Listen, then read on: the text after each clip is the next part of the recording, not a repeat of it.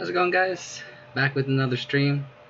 Um, I have a fan on. Hopefully it's not too loud. Hopefully if it's too loud, someone in the Twitch chat will say something.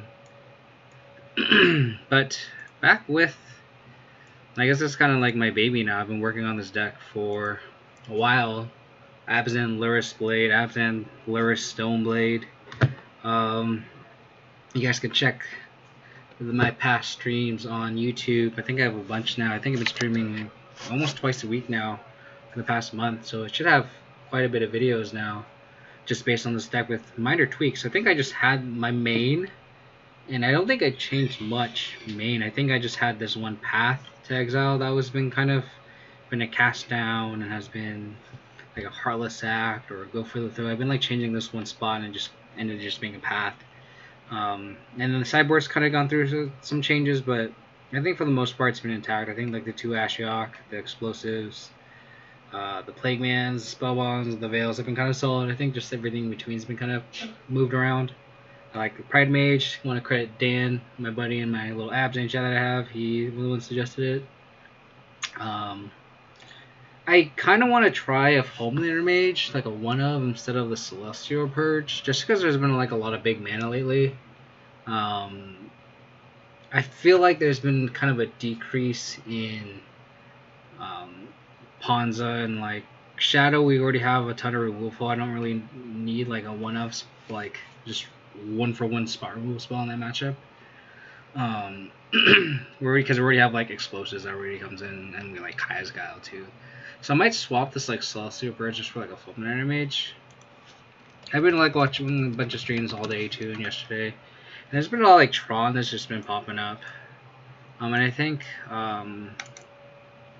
someone in one of the Ponza discords, he I guess referred to a Tron discord where there's like this meta share, and I guess Tron has been creeping up and up and up.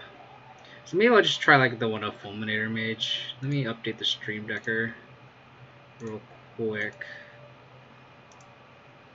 Like so, like I've been like kind of playing around with that 1-of slot.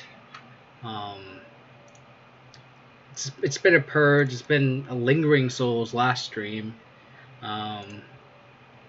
So it could really be anything, really, to be honest. I think that slot can kind of just adapt to the meta. And I think right now it's Fulminator Mage. So, and if that's the case, that's kind of bad for us. Excuse me, if we do run into Tron, we're kind of down in the water anyway. So, it's not a good sight. But at least having that one slot gives us a shot, while Celestial Purge is kind of... It's one of those things where like it seems like it has a lot of applications, but like as a sideboard card, it seems kind of meh. It's just like a 1-for-1. How's it going, Mr. Jurassic Park? Thanks for tuning in, as always. So I'm gonna just try the 1-of Fulminator Mage. Let's see how well it works. Especially with like that Francisco's Titan Vial deck that's been getting kind of popular.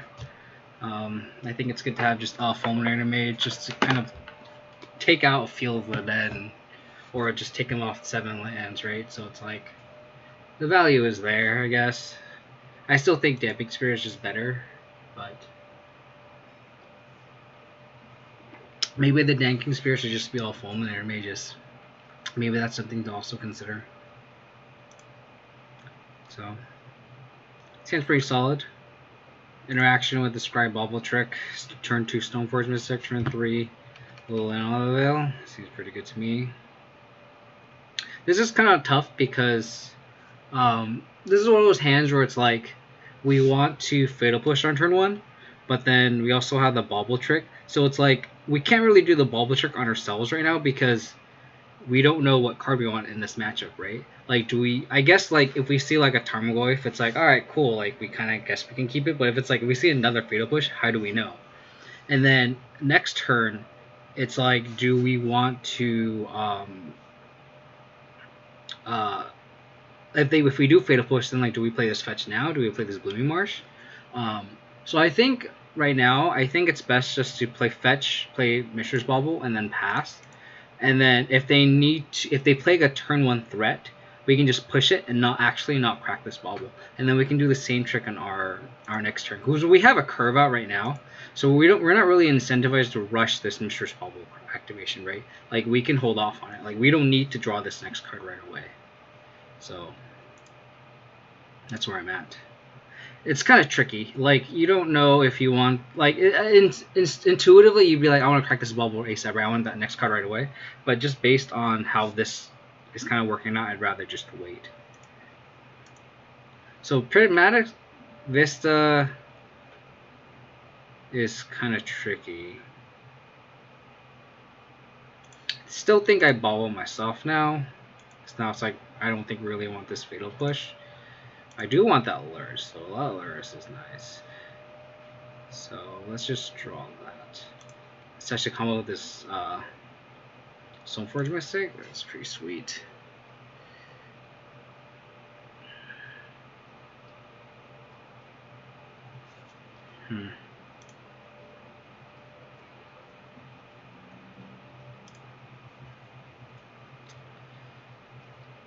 I don't know what Prismatic Vista means. It could just be snow. I've seen like some Ponza lists have Prismatic Vista, which is kind of interesting, right? It's like I don't know what this deck means. It could just be snow. So it's like, do I just get plains? I guess I could just get plains just to like try to insulate myself from Blood Moon, but like I don't know. This is tough. But let's just, I think we're just going to get basic plains here. And it's hard to say what I want against this deck here. It's like, I don't know what sword to get. So it's kind of tough. Like this Prismatic Vista on the play is kind of hard to read. But I think I'm just going to get a Battle Skull. Force him to have the removal, and then it's just generically just better. Like, I don't know if a Sword of Feast of Famine or a Fire and Ice is better in this spot. They kill those Stoneforge Mystic is fine, and we can just play a Liliana plus, and then play Lurrus the next turn. Or we can just play Lurrus next turn and bring back Bauble. So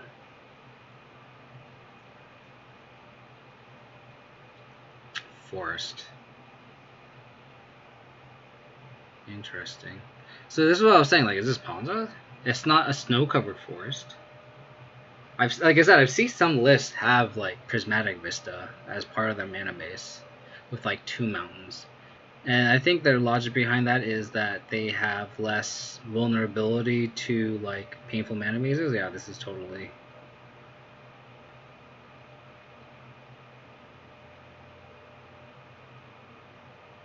This is totally,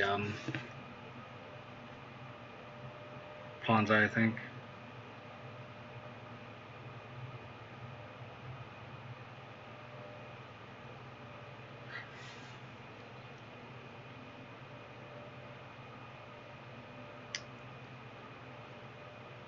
Chalice on 1.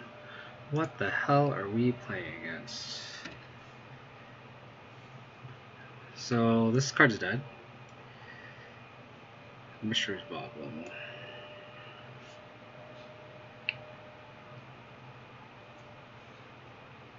I guess we can play this Lurrus. I'm assuming this deck is playing Blood Moon. So let's cast this Mystery's Bauble. Target our opponent. See what they're doing. Gemstone Camera, save a land. So like I smell Blood Moon from a mile away here. So it's like I think I just like playing Lurrus, getting the Bauble back, and then just try to accumulate cards. It sucks that we're not gonna get a forest, but with our context of our hand right now, like we don't really need it. So let's just attack.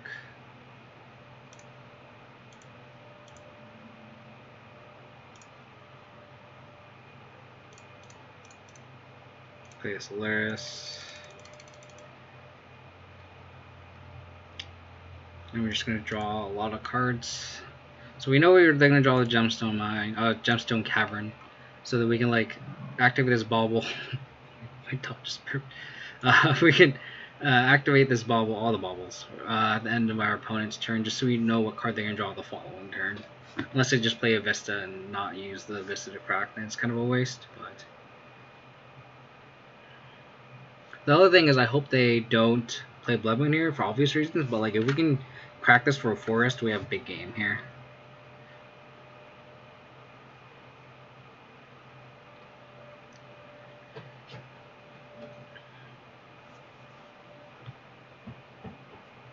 My dog is digging to China in the corner of the room.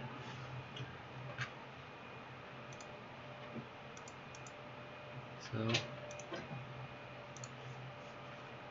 hope everyone's having a good day. It's like 95 degrees where I'm at right now, so I have the fan blazing. So the few people that are in chat, let me know if the fan is too loud and if it's messing up the audio for you guys, and I can just lower the fan and I'll just suck it up. Seasoned Pyromancer. Well, interesting. So I guess I can bubble them now, so I know at least one of the cards in their hand. So we know Gemstone Cavern. We know they're going to draw Stomping Ground. So this is like green-red Prison. If they just bottom all lands, that's be really good for us. Oh, so they had the Blood Moon, and they didn't, and they chose not to cast it. That's so weird.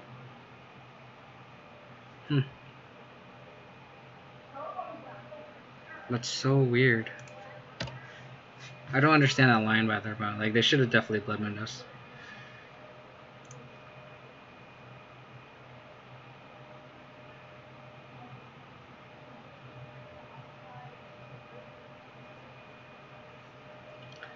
I'm gonna play the Bauble. My line is gonna be play Scavenging Ooze. We're just drawing so many cards. We're gonna play Scavenging Ooze and then step flash in this Batter Skull. I kind of just wanna fetch here, so I don't really care to play this Temple Garden. So let's see what's on top of our opponent's deck. Goblin Rabble Master. Okay, that's good to know.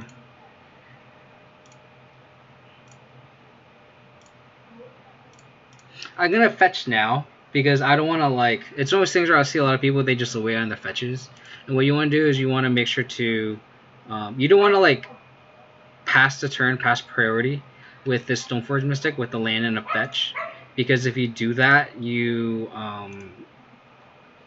if you have to fetch at the end of the turn, they can just kill your Stoneforge Mystic and you can't flash in the Batter Skull. So you always want to make sure you have 2 actual mana open, not like a fetch land. Don't think I can attack here. We know they have Goblin Outmaster on top. Draw all the cards. Path to Exile is a good draw for all the nonsense. So we know 2 out of the 5 cards.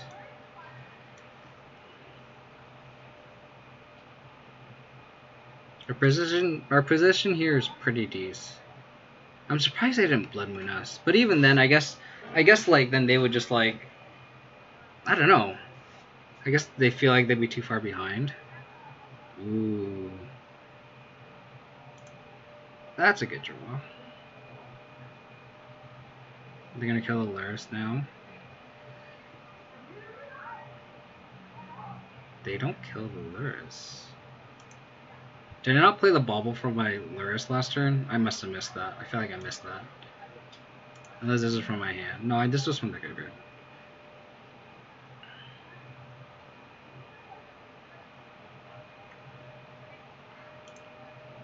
So let's Bauble them. So we know what they're gonna draw the following turn.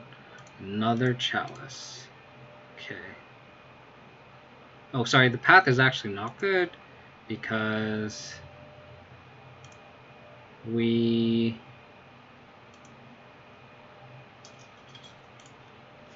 Chalice is a Chalice in 1. That was a good draw.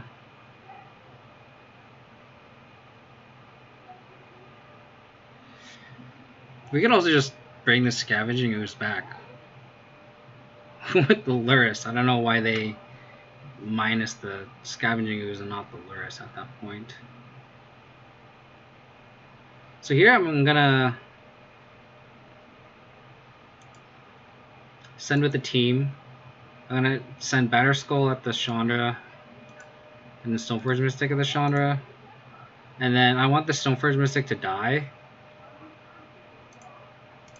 And then I can fetch a Sword of Feast, Fire and Ice. I think that's gonna be the winning line here.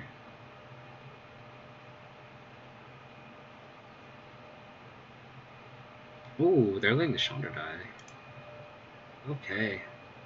I like it. I like it. I guess I drew the Stoneforge Mystic anyway. So I guess here they can Chalice on 2 also, which is going to be kind of awkward. So I think I just want to play the Scavenging Ooze and the Stoneforge Mystic.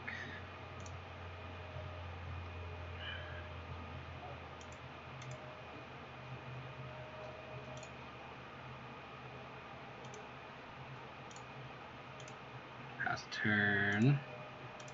I can see their next turn just being like Chalice on 2, but then we just like sort of Fire and Ice them.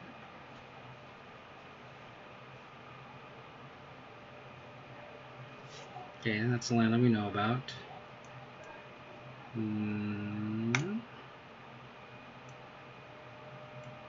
can dismiss all this.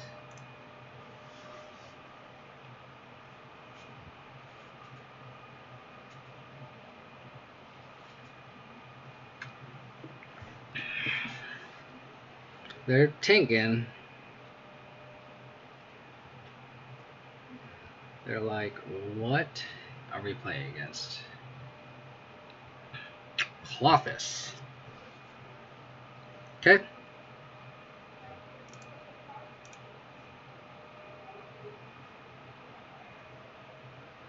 Yeah, I guess they can't beat a Batterskull with a Sword and Fire and Ice on it because we just gain 6 life every turn and shoot something down.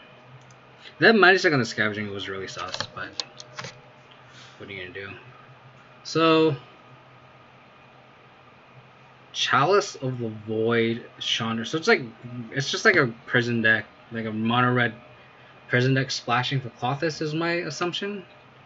Engineer Explosive seems okay, just because it can kill Blood Moon, and just random Chalices. Same with like Solid Pride Mage. Gag Team seems okay. I think Plague Engineer seems okay too.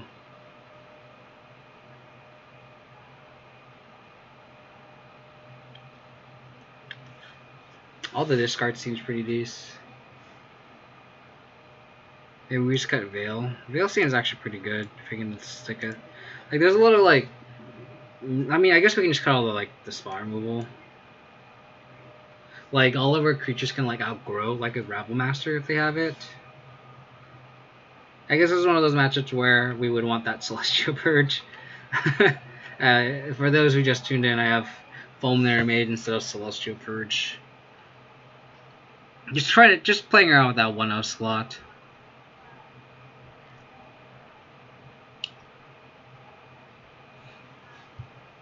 So Pride Mage, is Gacti even that good? It stops Chalice and Chandra. It dies like a Swift Breeze. Maybe you can trim 1 Veil on the draw. Just go like that.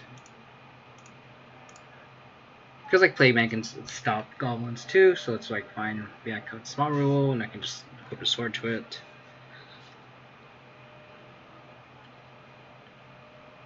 Now let's just edit that. Let's go.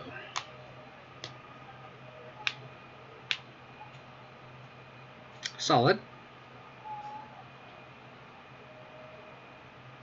Discard into discard. Pretty Blood Moon proof. We can at least play green and black spells. Kept. They Chalice on 1 with a Simian Spirit Guide and be pretty sad. They passed the turn. Thanks. Thoughtseize. Oops. Don't know what Thoughtseize is. I'm gonna Inquisition first.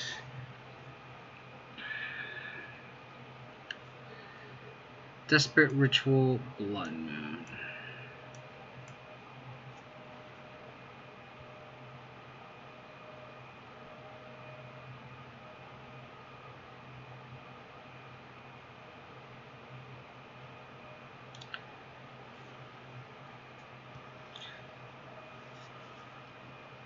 So if they draw a ritual,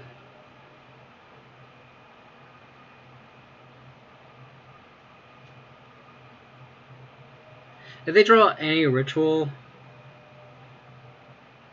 we get super punished for taking their ritual.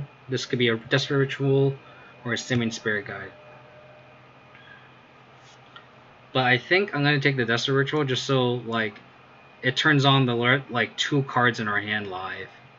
I think this is a risky line that I'm taking because I feel like we just insta lose if they have a Blood Moon, but I feel like this is the highest payoff where we can actually interact with them perfectly and then they just don't have anything. So I just need them to whiff 1 turn. Like a ritual. Wooded Foothills. So they didn't draw it, so that paid off.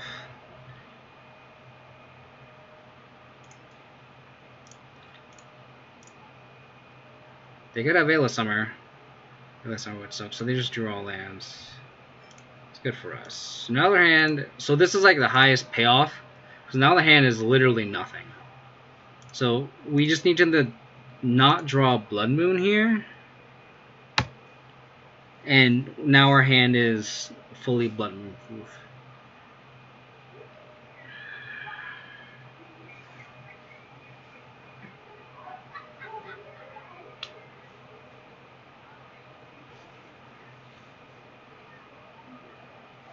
Another prismatic Vista. So this is kind of where, okay, well that answers my question. Actually, no, it doesn't. So I can either get Forest or Plains with this, and now I'm kind of incentivized to get the Plains. But I was originally kind of thinking if I should get Forest or Plains in response to a Blood Moon.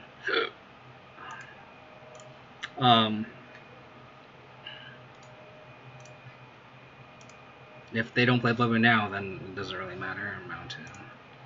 They just have a Chandra, that's fine. If they have a Cloth, that's fine. Don't have a Blood Moon because they would have fetched for a Forest. Okay. So I'm gonna wait. I'm not gonna actually crack this because if I actually naturally draw one of the forests, it's actually fine.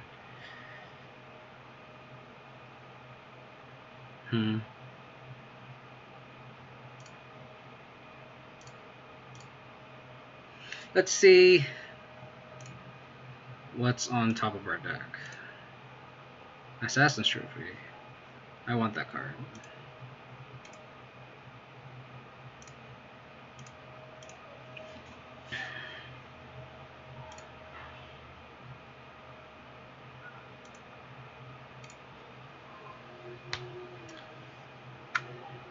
So now that way, if they draw like a Ensnaring Bridge or a Chandra or whatever, they're just drawing nothing, which is obviously very good for us.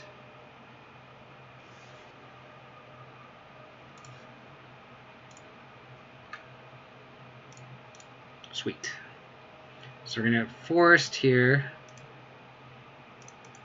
Plains here. Okay, this shocked. Okay, a sword. I've just naturally had. That's protection from their deck. It's this.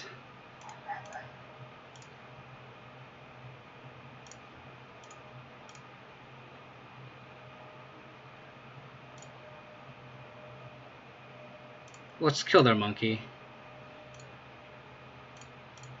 So we know one of the 2 cards. It's got some bubble. What's the next card? Sonogram. They just draw all lands. That's unfortunate for them. This should be a concession.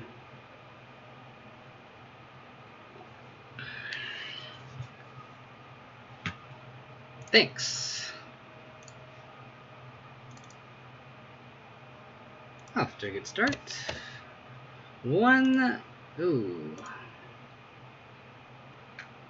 and this is, I mentioned this before, like, so I mean, for those who've been paying attention to my channel, like I've played a lot of green black rock historically, and I know Soul Maka just top 8'd with rock in the modern challenge, which is congratulations to him. But I think this Stoneforge package is what really ups this power level of this deck. It's literally just rocks, Lurrus, rocks, splashing Stoneforge Mystic, and I think stuff like this sword just gives it that extra power bump, and I think that's what this archetype needs, in my opinion. I mean, this, like, our opponent didn't really do anything, so maybe it doesn't seem like it did a lot, but like, it just breaks up board states where like you'll be in like board states where like you can't really attack through and you can't really like blow up or anything, and it's just like this equipment can just break the board state. And like even stuff like Barrow Skull, you can attack and still be on the defense and gain some life, and it's so clutch. And it's not like you lose any equity. It's like you still have 2 Scavenging Ooze. I'm not sure how many Scavenging Oozes are in Soul Maka's list, but like that's the thing about Jund is like life. There's not that much life gain in a deck that has a lot of cards that taxes the life, even just the mana base itself.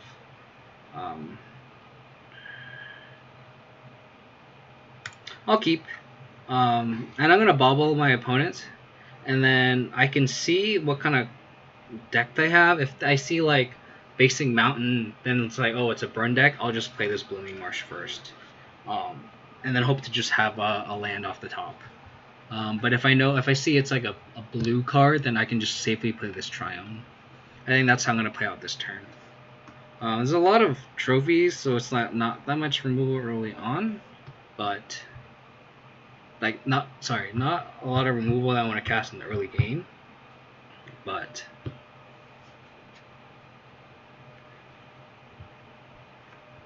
cool. So let's see. Soulscar Mage. Point in case. Point in case. Case and point. Land. It's not a bad draw. And these trophies are going to be pretty clutch.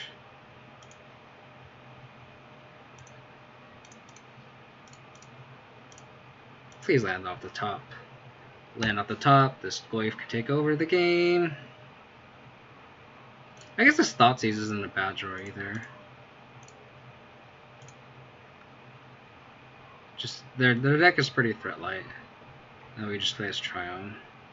Light up the stage, Burst Lightning. So their hand is ass. I'm gonna take this light up the stage. And I'm gonna play as Triumph and pass. That Thoughtseize is actually pretty good. It's going to 4/5, so they're gonna have to. Oh. Okay. Fine. Land up the top. Bobble.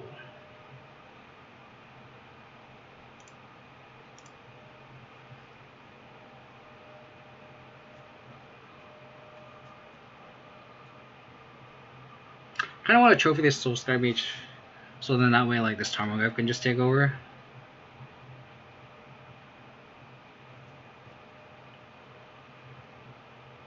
Because then they just have nothing. I don't want to play this Goyf and then they just shrink it. And I don't want to play his Tank Shrink, it's just going to die.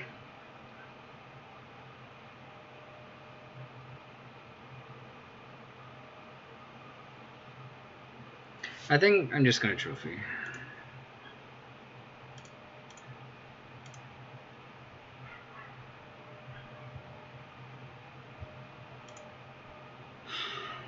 Like I said, this trophy is kind of awkward in the early game, but they already have enough mana. It's fine. Sweet, so then I can bobble them, so I have full information. Steam Vents. And like that's all the thing too, is if they have something that I don't like, I can always just shuffle it away. And then here I can, if I draw Fatal Push, which I didn't, I could have just casted it.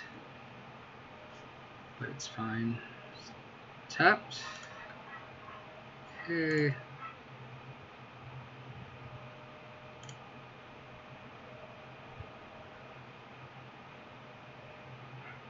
Now them playing the fetch is good for us because then this Goyf outgrows Burst Lightning plus Lightning Bolt.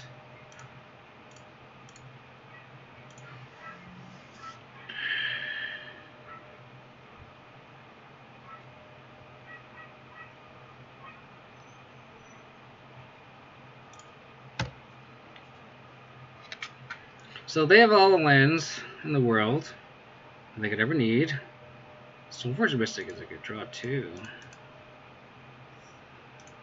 But I'm gonna just play the big boy goif. I'm gonna see if, because I can just be on the offensive here. Hopefully they don't have another Soulscar Mage. If they draw any threat, we can just veil them too. The Islet. I'm surprised they didn't play the Islet last turn. I guess they don't want to crack it and then lose whatever they have. If they spend 3 burn spells on my Goif, like, sure. I'll have the Sage. Unless I switch here. Okay. They shouldn't have played this Islet then. That's a punt. Or I guess they can play it next turn. Sweet.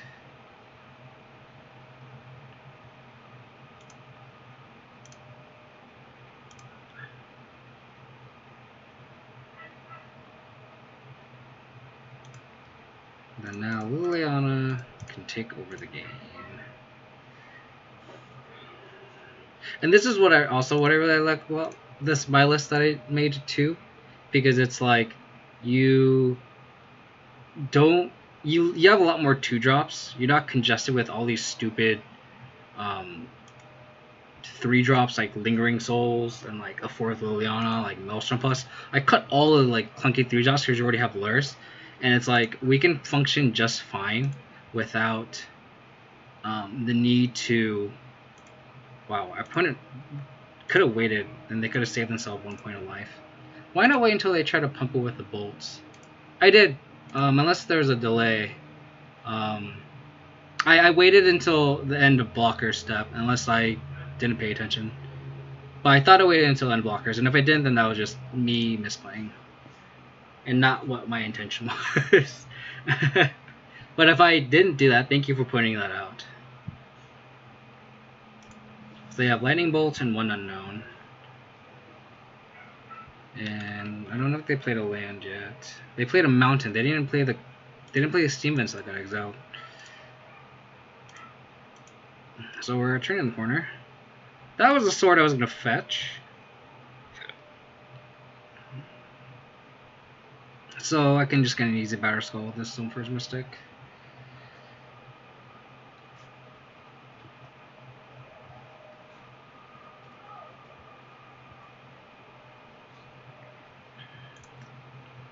That's the thing about Tarmogoyf. And this is why Tarmogoyf's, in my opinion, well positioned right now, because there's a lot of bolts in the meta, and this big beefy Goyf just shits on all that.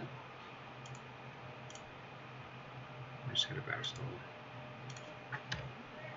And I don't think they would have pumped up the bolts anyway. I highly doubt they would do that. Like I feel like if they have 5 points of burn, they're gonna save it for anything, for like a Stoneforge Mystic, right? They sell the Triome, so it's like I don't think they're just gonna go face when it's like when they're so far from lethal.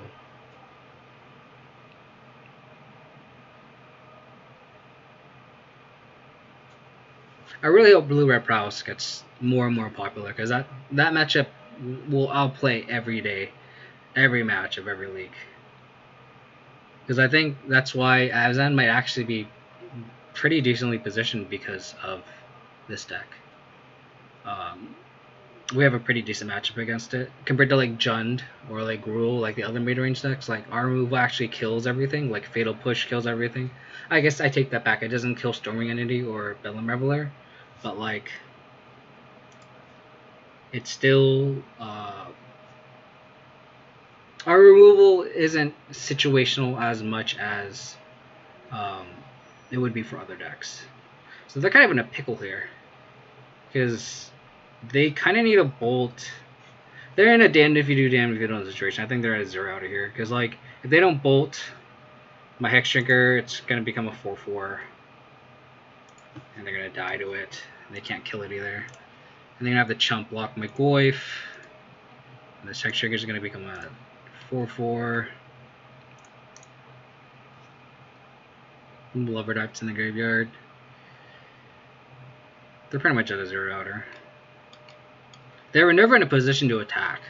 So like, this deck does not do well when they're on the back foot. Obviously, they're like, what does this hex trigger do? Like, what does that mean? I'm so confused.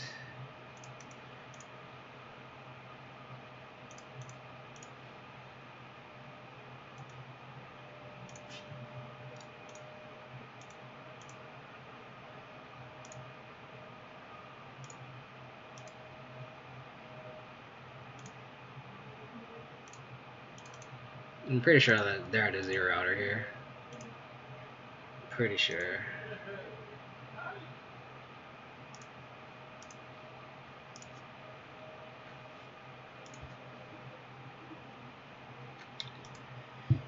Okay.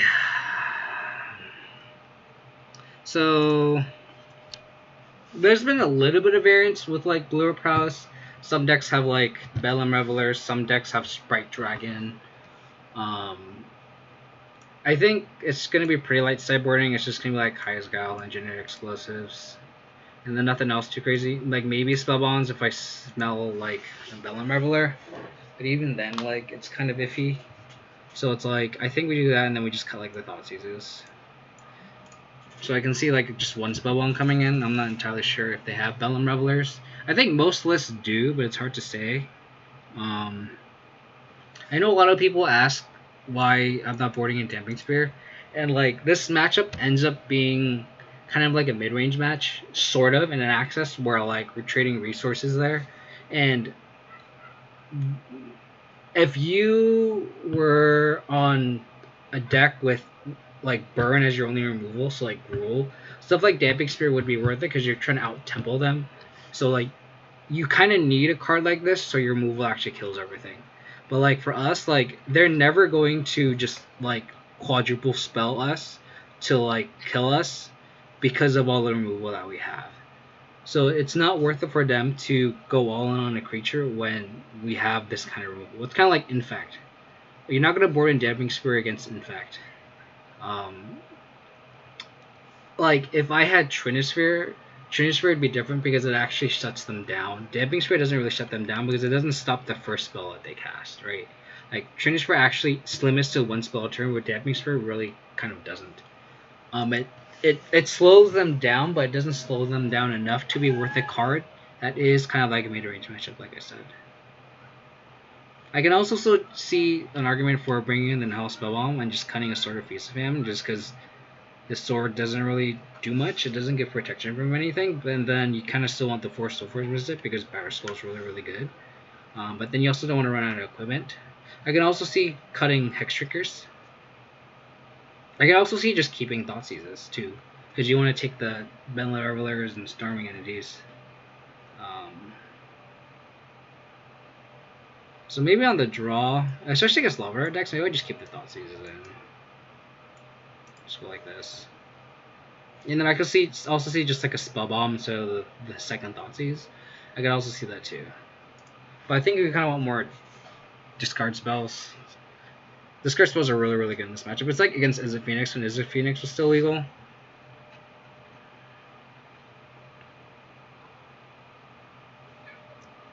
You also want to play around Blood Moon, obviously, in this matchup. And again, here, this is one of the hands where you don't want to crack the bauble on turn 1. I think a lot of people crack the baubles too proactively, especially if we already have a curve out here. We already have the card we're going to definitely cast on turn 1, which we know is either going to be a discard spell or a Fatal Push, depending on what they play.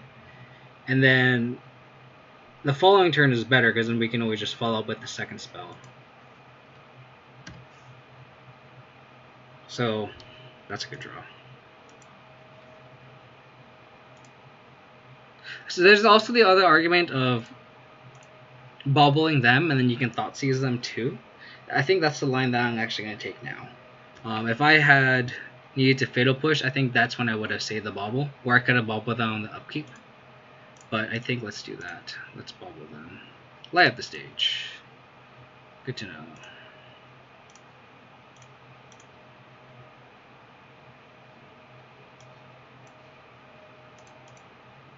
So I think this is just the easy Blood Moon. I could also see just taking the Burst Lightning, but like I think the Blood Moon's is what's gonna hurt us the most. Because here, like, I want to get Plains and Forest, and we're not gonna be able to do that since we're on the draw against this Blood Moon. So I think I'm just gonna take the Blood Moon. And again, like, that's why I like tipping in the Thoughtseize. This card spells are so good. This Bleeding Marsh is gonna be kind of awkward because I'm gonna want to play these guys. So they're probably gonna Burst Lightning us. Manamorphose. Huh. That's an interesting Manamorphose.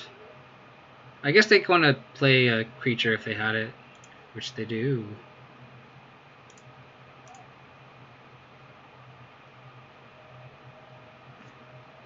Which they do.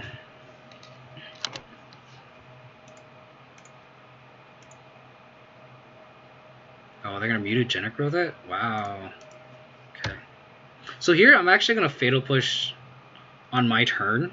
I don't want to get Spell Pierced.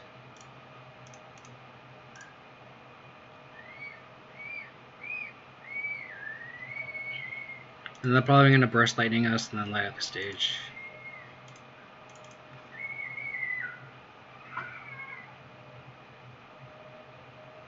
They've had Bloodstained Mire. That's good. That's good for us.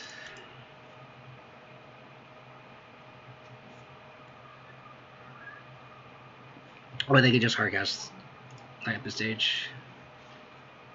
Okay.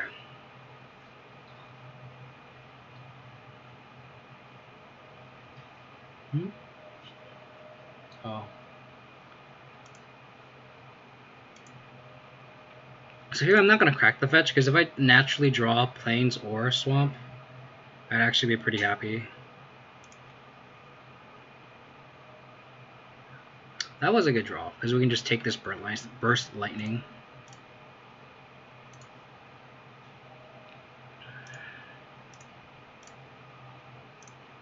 And we can fetch Plains and Forests. So if they do top deck a Blood Moon, we are insulated against it.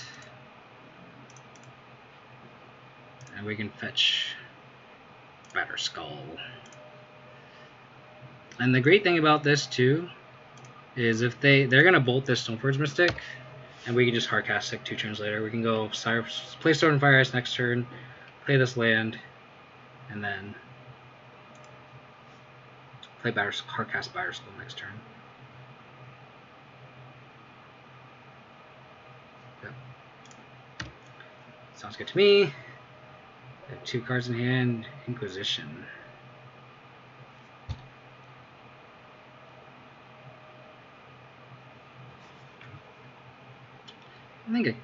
Do I care about this Inquisition?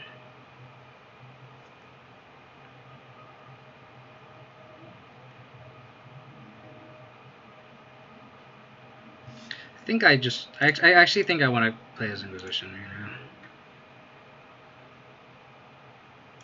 Punished.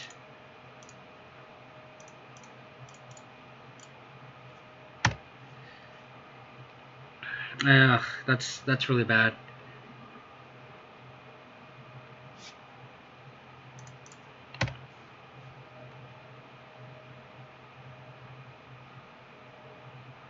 Do I want to go to 7? I don't think I do.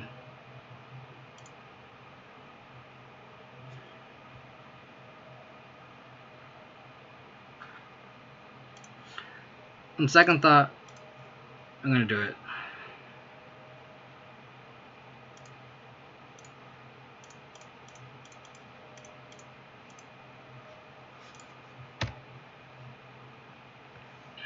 We need it gives them 1 turn to find an answer to this Batterskull.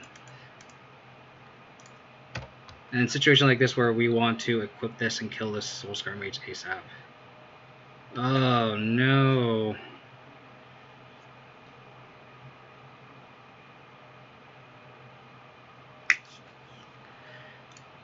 That was lucky. Yeah, with 2 cards in hand, I was kind of iffy on it. Like I'm scared they brought in like an Abrade, and if they have an Abrade, that really screws us over. But I think you're right. I guess hindsight's 2020. I got lucky there. But yeah, hindsight's 2020. Like definitely the better play. If you knew that, then nothing in hand was just to play the Blooming Marsh, and then just play the sword to curve out better. Because like, if we had top deck a land, we could have played Inquisition and then still played the Batter Skull. If we were really that scared of it. Yeah, I don't know. I think that's a tough call still. Because it's not like they like passed the turn with mana as if they had like nothing. Like they play their hand out pretty decently. So it's like it's hard to really gauge. And even I guess if they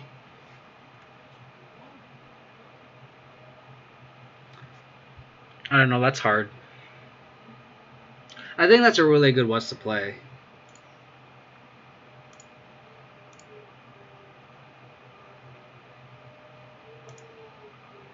Because it's like you kind of want to protect the Batter Skull. Because that's like, if that goes unmolested, like you're gonna like one attack with that Batter Skull and like it's game over. So it's like, is it worth protecting to have a tempo loss? And I think it is.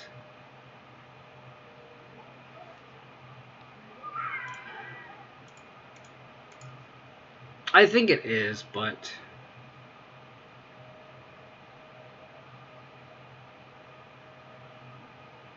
I kind of want to see. I think this is worth screenshotting.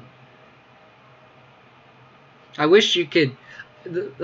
I wish they could improve the MTGO replay system, where like you can just like skip through all this. Like I know exactly what turn I want to like go to. It's like turn 4.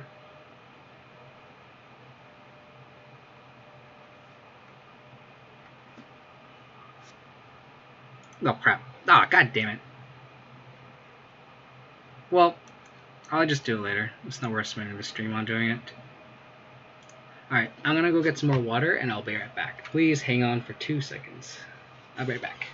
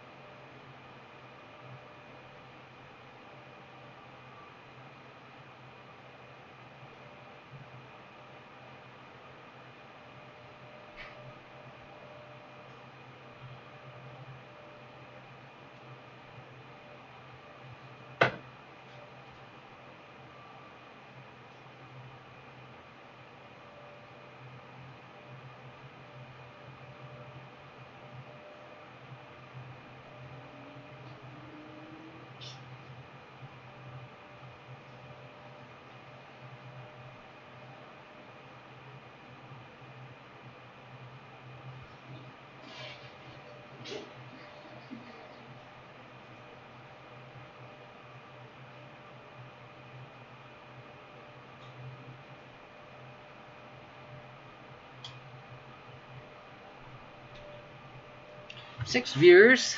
Appreciate everyone for tuning in. Hope you guys are enjoying this Abzan content. Off to a good start. Good 2-0. I'm gonna move the light.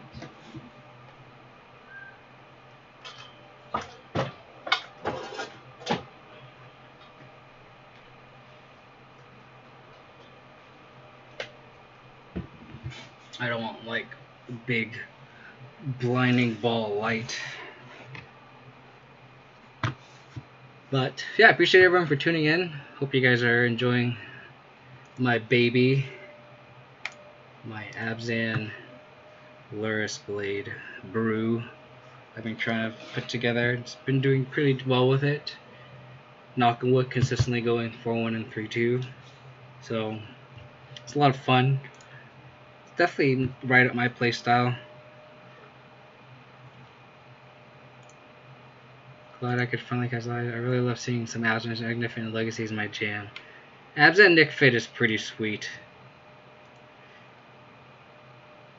Golly. Guess we just bottom the swamp.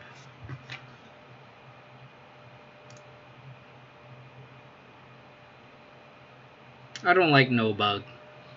Yeah, bug is really good now because Oko's still legal in that format, right?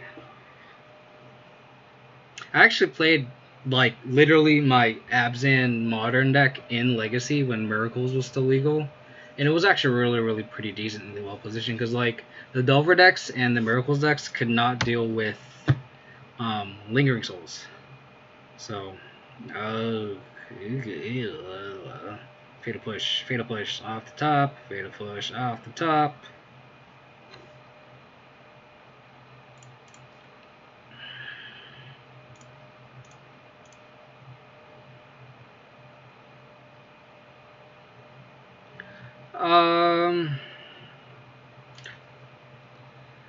Is it worth fetching just basic swamp here? I don't think so.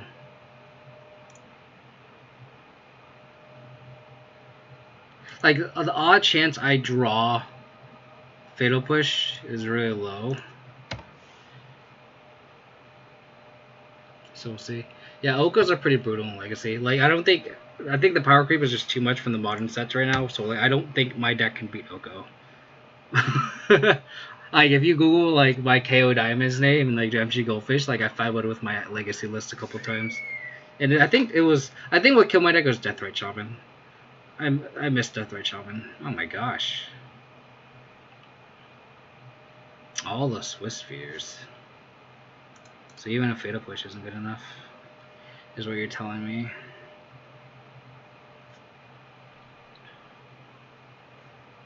Being on the draw really sucked.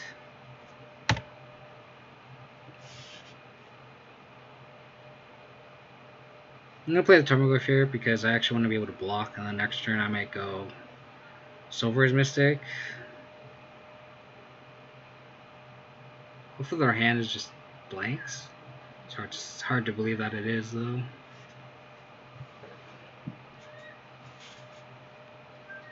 It's hard playing mid-range on Legacy because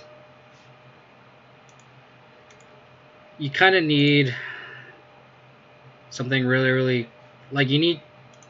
I liked having discard, so like him and Thoughtseize are really good against the combo decks, but not anymore with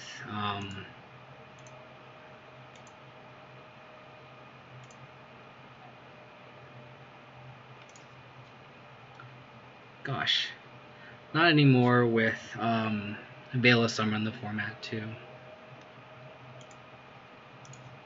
Yeah, this is how we lose this matchup. Let's just go wide on the draw. Ooh, Lightning Bolt 2.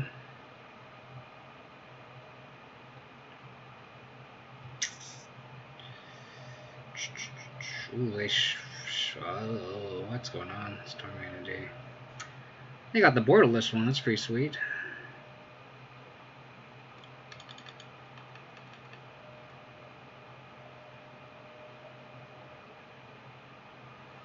Bolt 2, 4, 6. Yeah, we're just dead. We are dead now.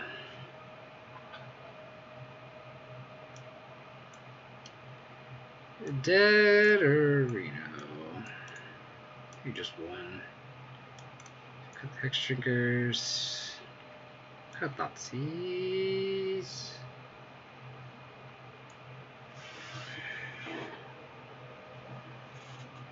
I think on the draw I might cut the Sword of Feast of Famine instead of the Thoughtseize. But I think this is how I still were the last game.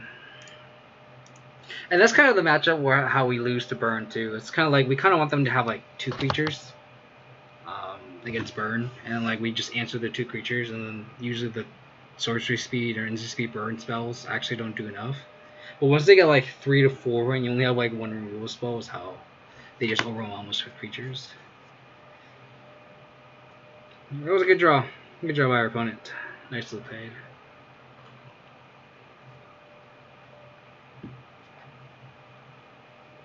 Nicely played, opponent.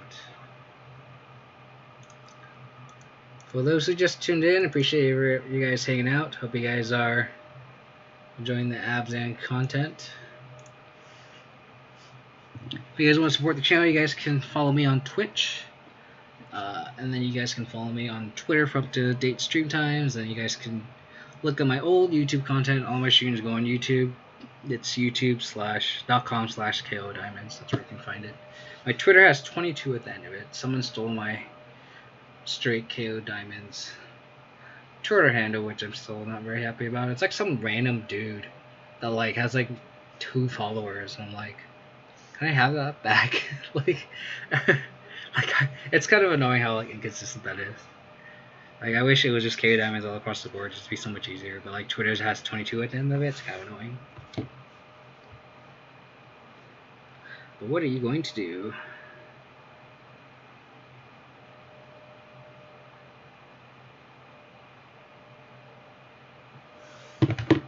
Opponent is having difficult sideboarding. I mean, which makes sense because it's not like this is a known deck, like a random.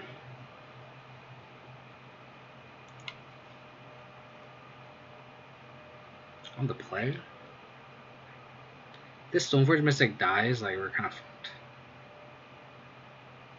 It's got some more interaction. Sure. We also have to watch out for Blood Moon too. Probably bottom of Veil. I think we go Triome, Goyf, and then the thing is, like, if we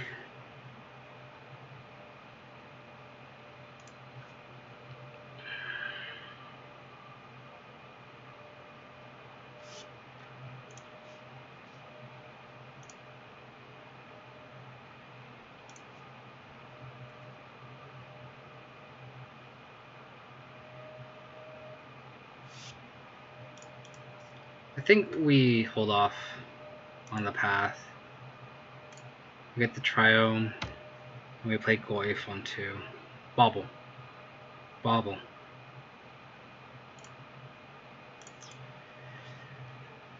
Trying to insulate Blood Moon here. I'll still be able to cast Liliana. Hopefully they just try to kill us Goyf and then we can Liliana minus them. I'm trying to maximize the value I get out of this Liliana. And if they bolt us, a bolt or Goyf with the Soul Scar Mage in play, that's gonna suck.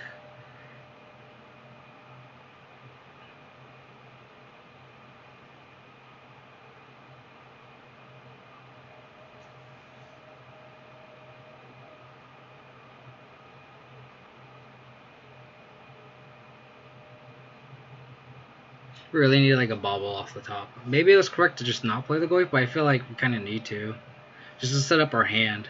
Like this Goyf is kind of like a pawn where we need to set up the rest of our hand to just stabilize.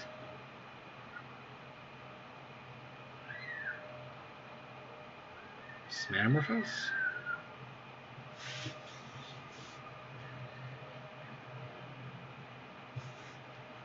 Sure.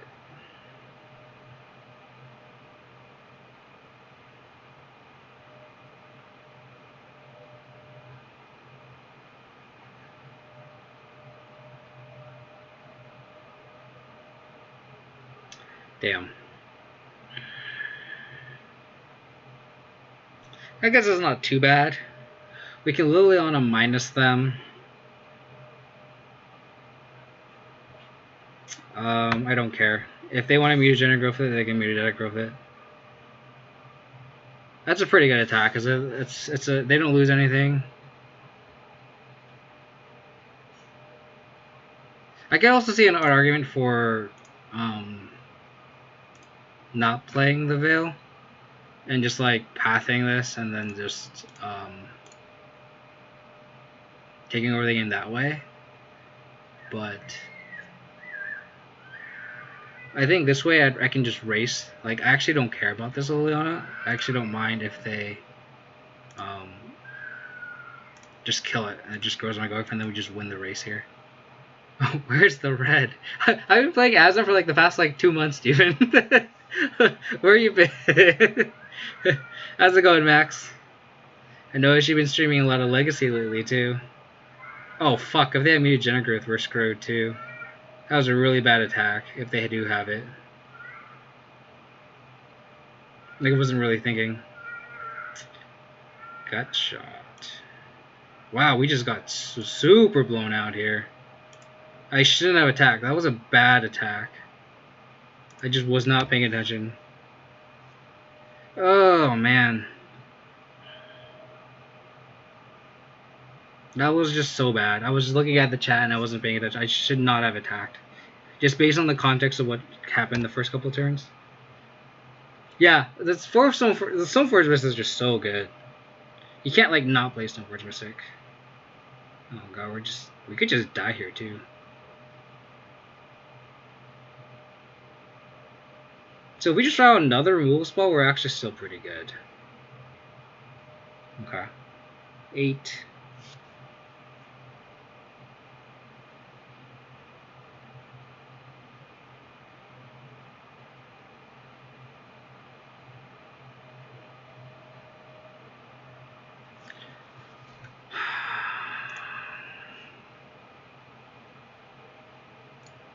Let's bobble. I guess it doesn't matter. I think I'm incentivized to crack the spell bomb anyway. So let's see what's on their top of their deck. They have a mountain. So let's crack the spell bomb now. In case we draw both Fatal Push.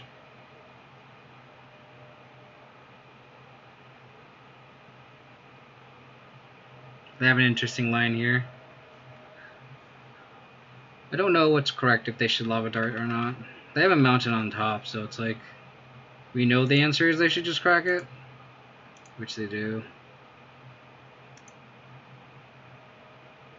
Yes. Stoneforge Mystic.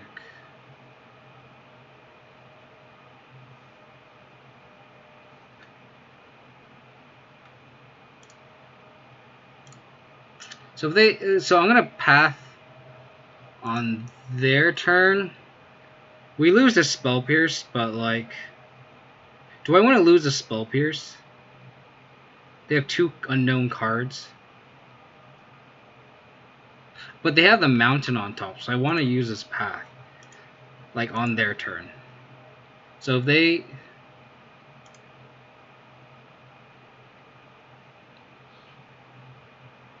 yeah, I've seen a lot of people board in Spell Pierce against us. I don't know why. I don't know if it's good, but I've gotten blown up by Spell Pierce more than once. So I think in response to this, I'm gonna path.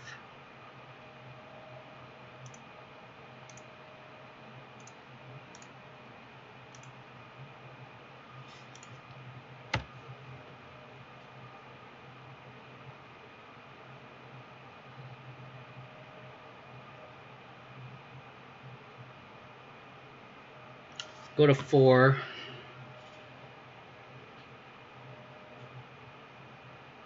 Maybe. But I feel like they're just playing their hand out anyway. I don't see why they wouldn't play this opt.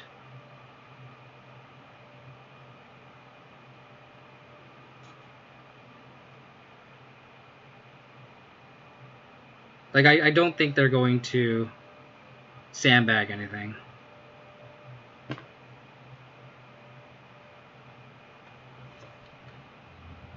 I kind of don't want to practice Peatland. I want to get a Batterskull, so I can block this thing. So let's just wobble them again. Ugh, that's gross.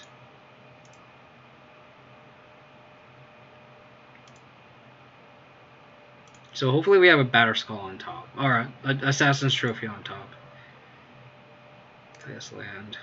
So they know the context of our hand. We're dead to a bolt anyway, but if they had a bolt, I think they would have just bolted us. Trophy. Fully on the veil. So I think at this point we actually do have to crack the peeling because we need to draw an out to Stormwing Entity.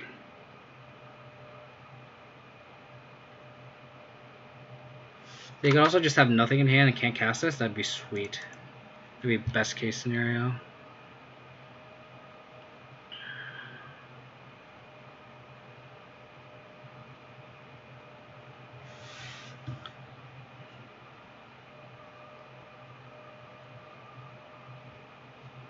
I think that's a 0-outer for us.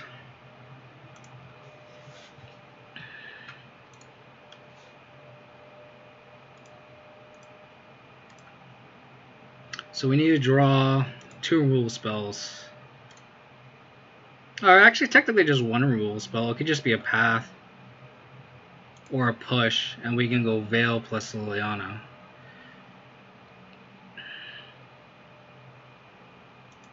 So this is actually quite interesting here. Do we crack this Peatland and try to get another draw out of Fatal Push? Or do we save the Peatland, hope to draw Assassin's Trophy, and we can go Liliana plus Trophy? So I think the correct play is to actually there's 3 push and 3 trophy. So there's equal odds of drawing both.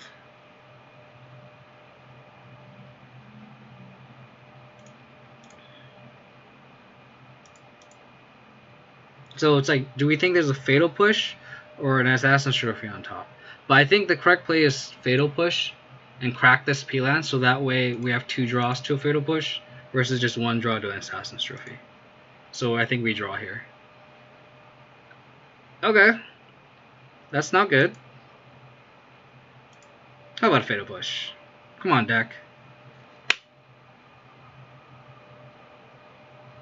Thank you.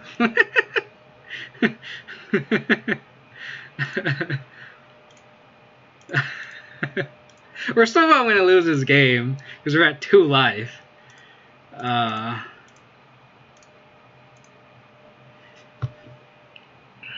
We're just going to get bolted out. But that's how you play the outs, right?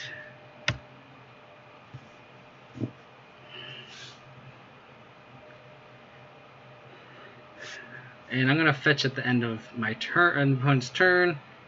Oh no. No burn spell, no burn spell, no burn spell, no burn spell, no burn spell, no burn spell, no burn spell, no burn spell. No burn spell, don't do it. Please. No lava darts. No, if they had a lava dart, they would have done it anyway. Don't kill me, please. Please, sir. Please.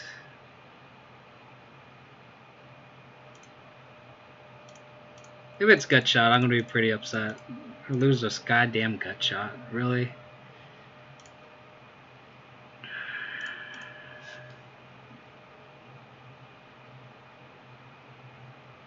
Oh, oh my god! Just dodge one spell, one time. Come on, please. Just one time, please. Oh no, redraw. Just a Swiss Sphere. No, no. Oh.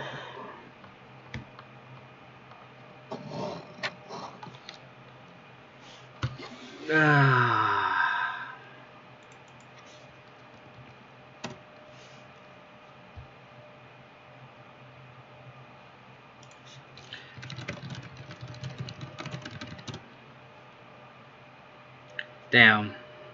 I'm messaging my opponent, GG, what was your other card? I don't know if he's gonna reply back. Pay life. I will. I don't know if he's gonna reply back. I'll give him a couple seconds and I'll tap my life. Tap this big clearing. Oh man. Is there anything I could have done differently?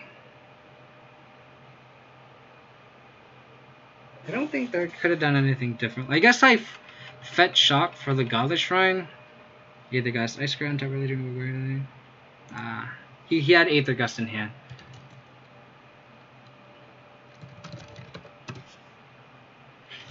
I beat this deck last round.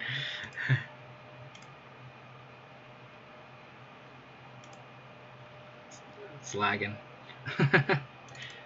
Darn.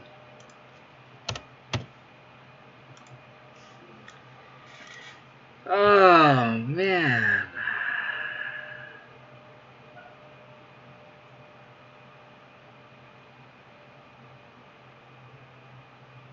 Just needed to dodge one turn, and I'm pretty sure I would have taken over the game. Oh well, that was a good game. Can't be mad about that. I think I played that really well, and we were behind, and we played to our outs, right? That's what you need to do.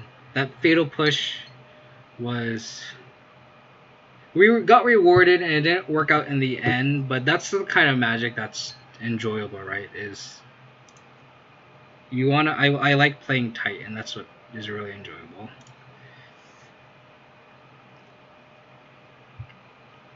I think I've played against this person. I recognize the name. Toast XP. What do you got, buddy?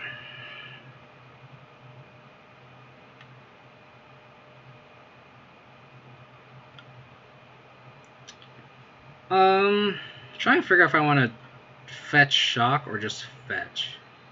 And against Breeding Pool, it's like, are we against Snow or are we against Infect?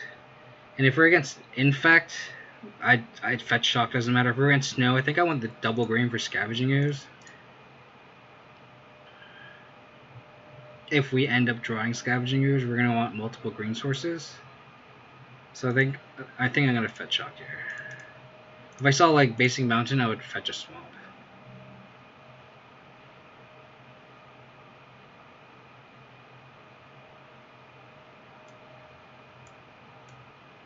Factor Fiction, Force Negation, Uro.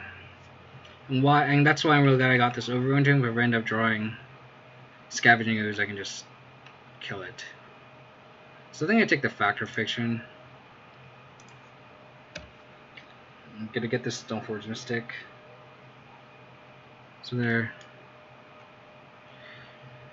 Teamer.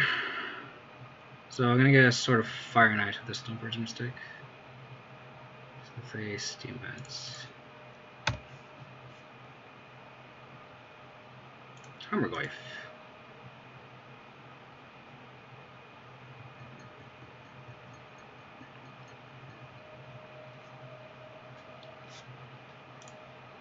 What's the next card?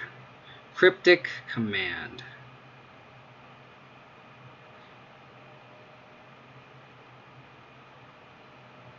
I think I just play as Goyf just to beat face.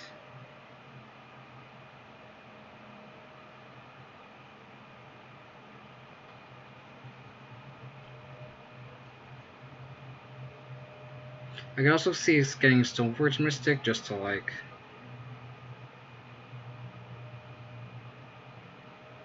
Get Stoneforge Mystic, play Goyf. It's like it doesn't matter. I think the Goyf is just... It doesn't give me an extra turn.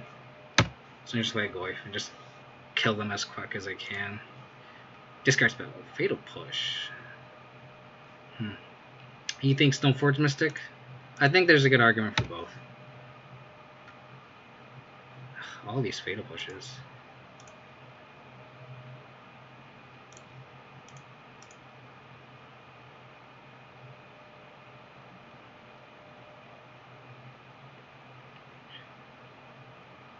Because like I would want to, because like if I played Stoneforge Mystic this turn, I'm not gonna spend a turn just to play the sword, just to tap the sword in.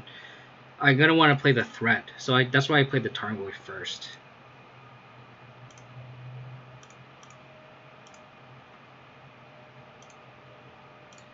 This sort of Fire Knights.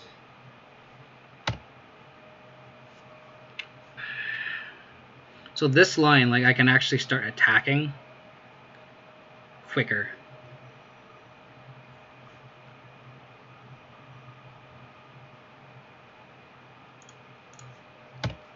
Hopefully I draw a 4th land. Turn off auto yields. Burrow. Sure. Come on, 4th land. Come on, 4th land.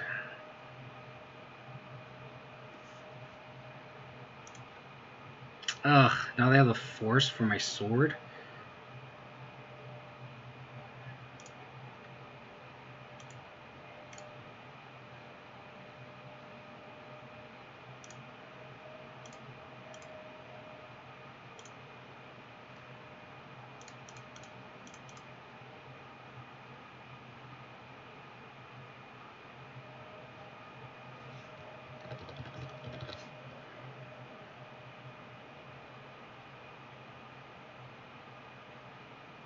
I'm trying to figure out which card I want to get forced.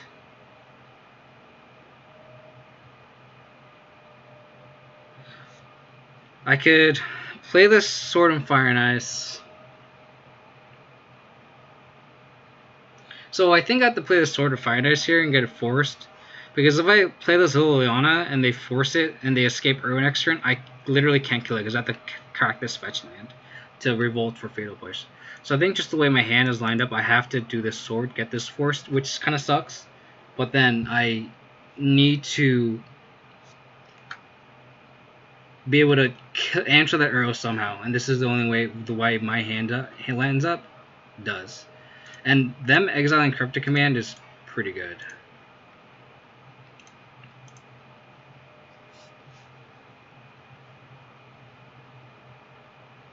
That's what I'm saying. That's why I would do that instead of just playing the Liliana first, because I feel like I value the sword, but if I have to play this Liliana, I have to crack this fetch, and then I have no revolt, which was my point.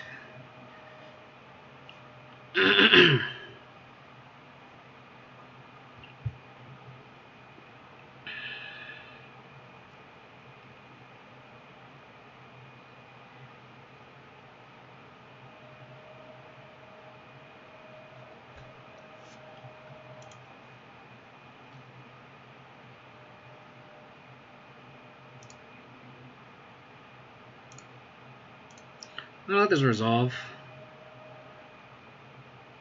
And I'm gonna push at the end of the turn.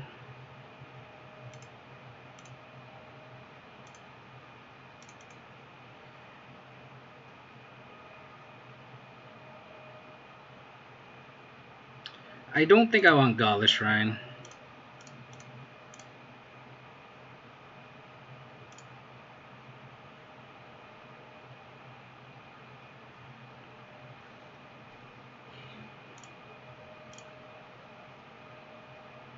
I can see an argument for Hex Shrinker here, but I think I want the Lily on board. F6.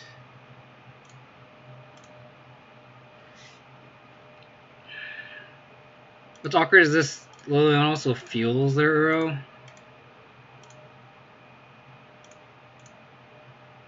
But we can also just make them sacrifice it.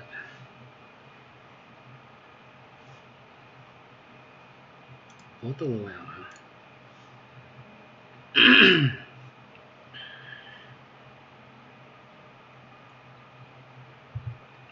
Okay.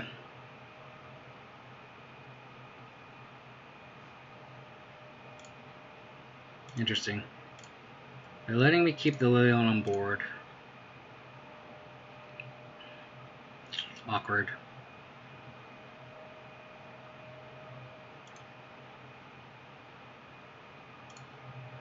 I'm gonna attack them.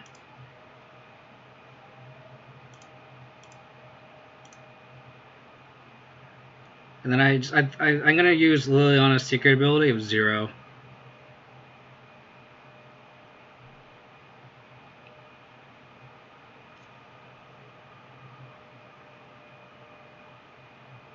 That's actually dumb. I should just trophy this red and 6, and then plus Liliana.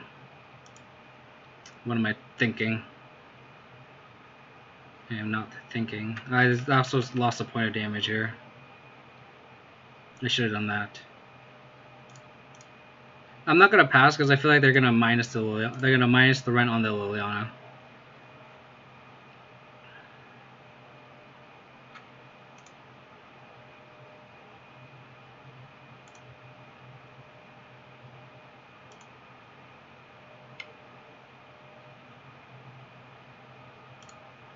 Damn it. Ah, this arrow is just so dumb. I really hope that 1 point of damage doesn't cost me. They're gonna go to 10. They really did draw a fetch land, huh?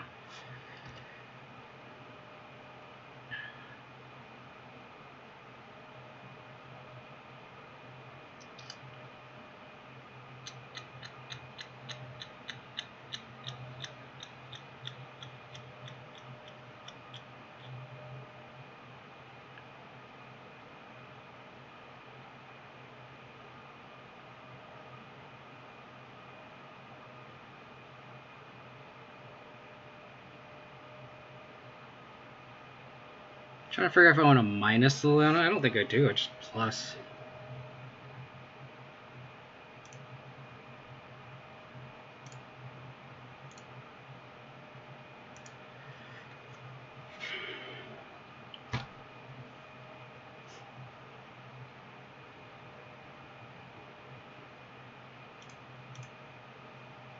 Yep. That's what I'm doing. That's what I'm doing.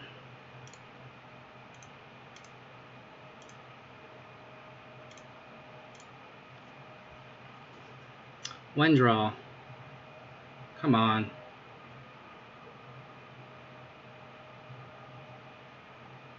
Okay.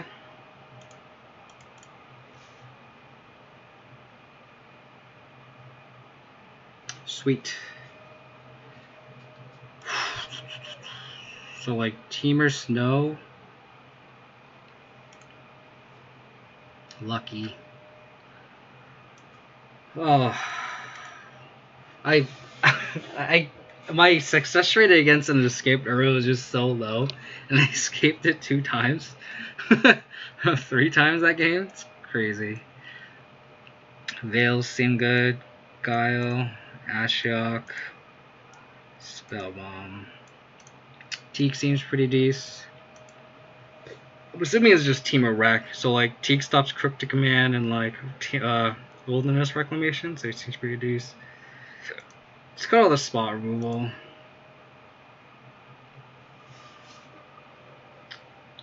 And then from here it's kind of tough.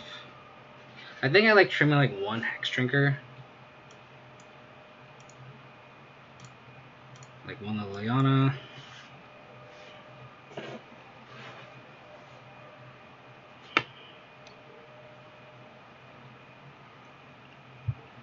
I can also just see like not boarding in any Veil of Summers too. Abzan with no Lingering Souls. I think Lingering Souls is just a bad magic card right now, which makes me really sad to say. Like, people play Uro on turn 3 and they like get so much value out of it, but like for this deck you have like it just making 2/1s on turn 3 is just so anemic.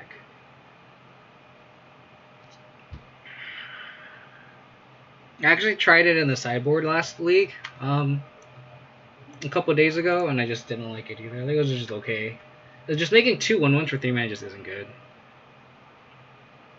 Yes, it would be better. I can see that Jund is better than Abzan, and Sultai is better than Abzan, but this is kind of just more for fun. I'm playing this deck as more of a brew and just kind of just what I like to play, versus just playing the best deck. Because like I'm like if you're like new to my channel, like I'm like known as like the Abzan guy, so I'm just kind of sticking to the theme if anything. Silver Mystic is a very fun card. You're a very fun card. You are correct. I agree with you.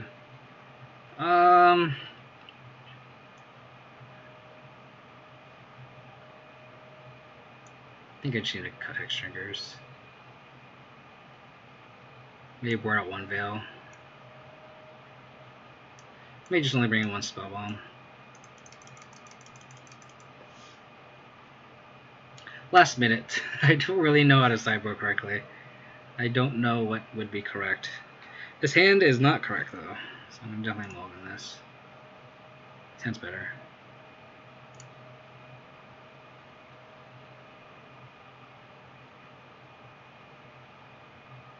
I guess I bought him the trophy. It's not like I want to cast it early on.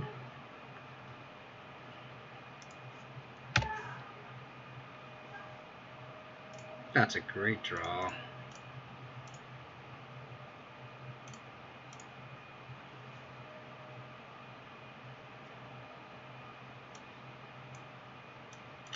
Take the remand.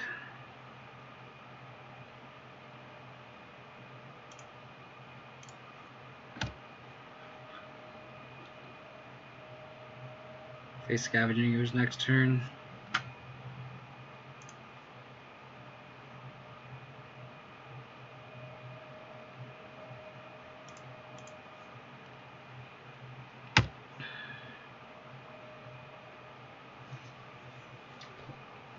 Yeah, I think you just play Scavenging Ooze.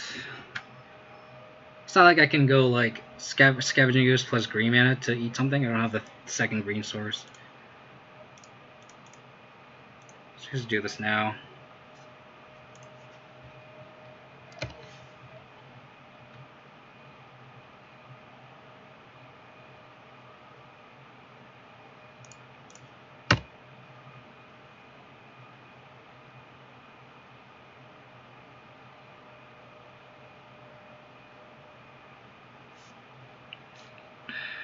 Play the arrow. Okay. So we can eat one arrow. If we have a green source off the top, we can eat both and Thoughtseize. That is not what happened.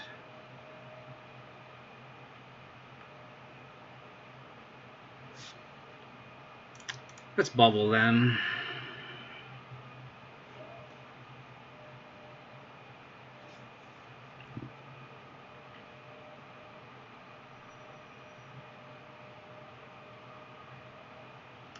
Wow.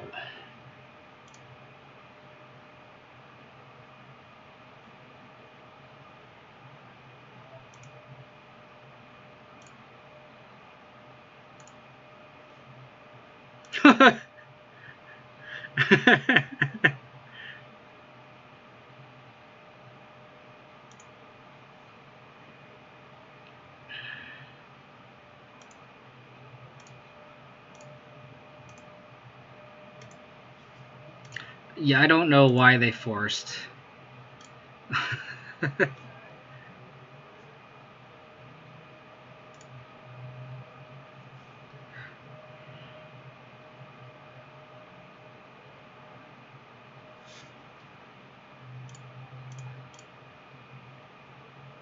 I'm just gonna go aggro here, and if they play an Uro, I can just Liliana minus them.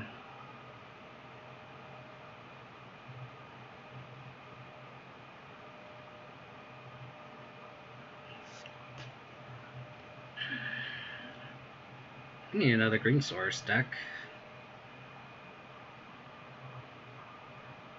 Gaddock Tea would be a really good card here. Just shutting off all their cryptic commands. I'm assuming they don't have any quaddles, because they don't have any, like, they've had non-snow basics, just regular basics.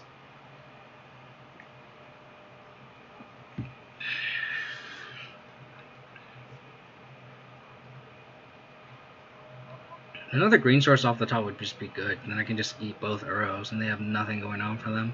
Just a bunch of cryptics.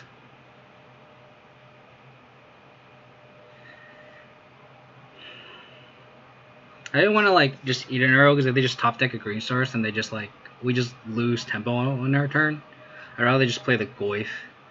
Because like last turn there's an argument for like eating one of the Uros and then untapping and eating an Uro, but like they're just so mana inefficient.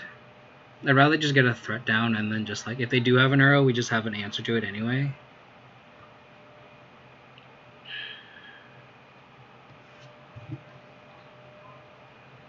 So like a land, any land would be pretty good. Specifically, like I guess the Triumph would be pretty bad. But like just going literally, just having another green source specifically would be nice because then we just eat both arrows. They can't do anything. We just have a land that's not a green source. We can still just. Oh, I wonder why they were thinking on that. Okay, so now we need both arrows. But a green source. That's not a green source.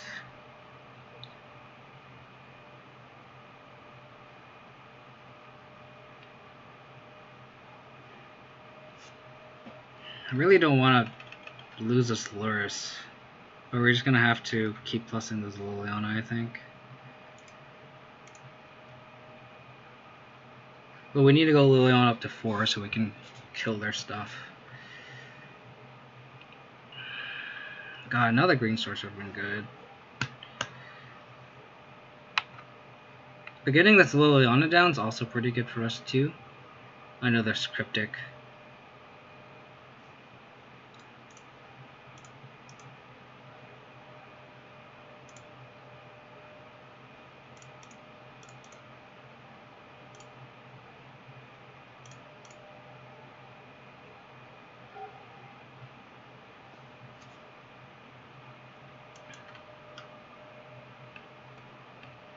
They have 2 different cryptics.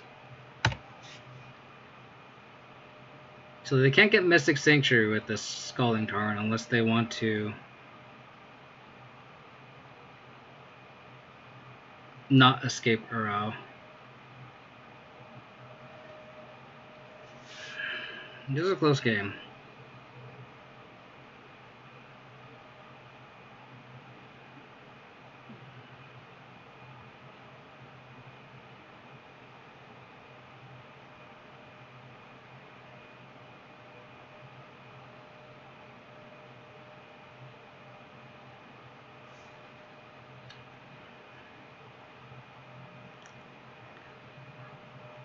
We really need another green source. That'd be a really great deck.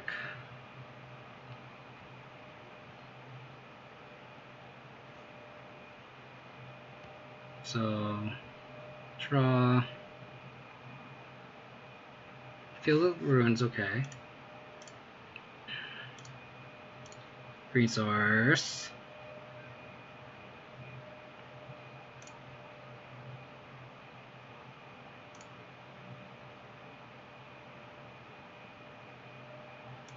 Minus them. I'll eat an Uro this time.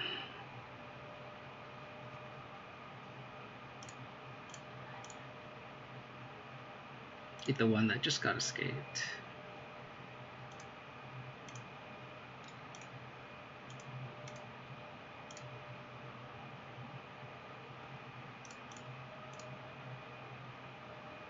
I'm gonna get a Sword of Fire and Ice here.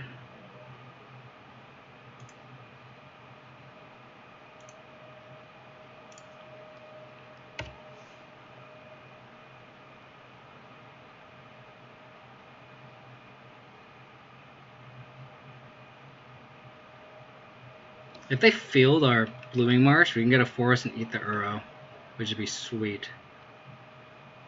They only have 4 cards.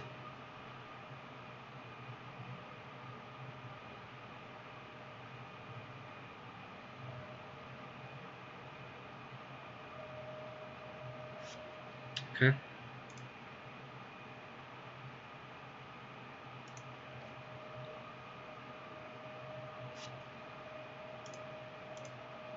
Come on, land on the top. Land on the top.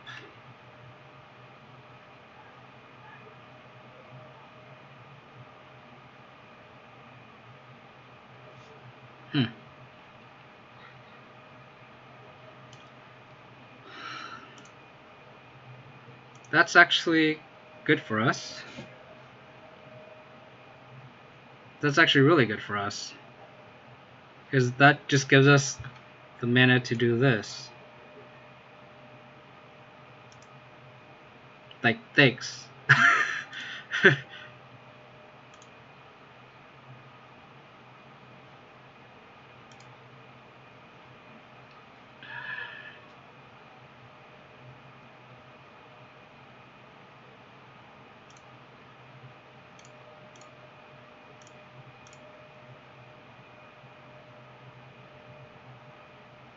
Good game.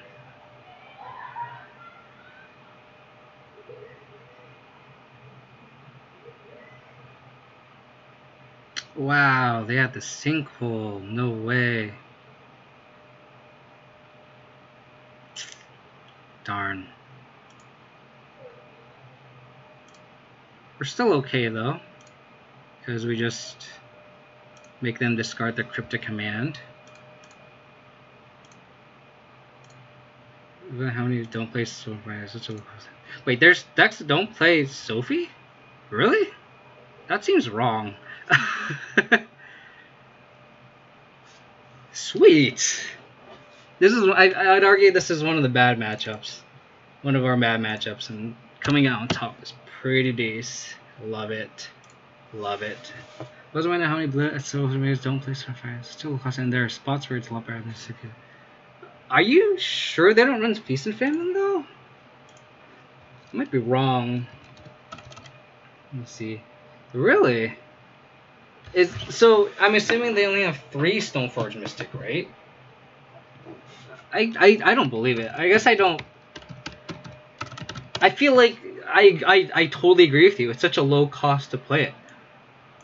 I really am kind of flabbergasted why. How's it going, The Last God? Thanks for tuning in, buddy. Really appreciate it. Oh, I didn't even say appreciate it to you too, Wraith PK. You've been chatting decently pretty well. Appreciate you, Wraith PK, for tuning in. I love it when people contribute to the chat. It's always really fun. I think Aspiring Strike is the only go I see play Sophie. Well, I mean, Aspiring Strike is a really, really, really good deck builder. I respect his decisions. For the most part, I agree with like 95% of his deck building decisions. He's a really good guy too. Depending on the deck, I'll play 302 equipment before. Yeah, I think that depends though. So like, is like Blue White Stoneblade just playing 3 Stoneforge Mystic? Like, no way, right?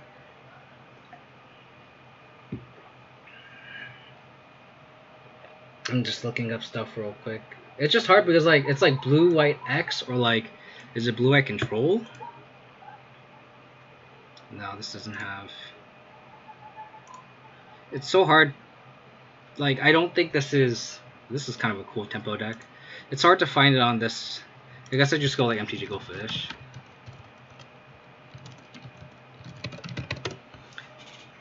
They play 4. So they play 4 and only 2 equipment?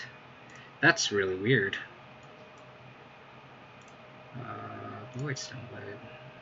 It's 2019 though. I just have to do it the hard way. I'm gonna deviate a little bit on the Abzan content. Go a little more Stoneblade. Crow piles. What bullshit. What bullshit. 3 Stoneforge Mystic. But they do a 4 Stoneforge Mystic. But 3 equipment. This is from a league though. Yeah, I agree. So like, to kind of give a brief history, like, so like I'm the Abzan guy. All I do is play Abzan, and when Stoneforge Mystic first got unbanned, I like hated it. So I played in Legacy and I loved it in Legacy, but for some reason I just didn't like it in Modern. And it was probably just because the meta was so hating on it. Like every other match had like a cooldown command in it.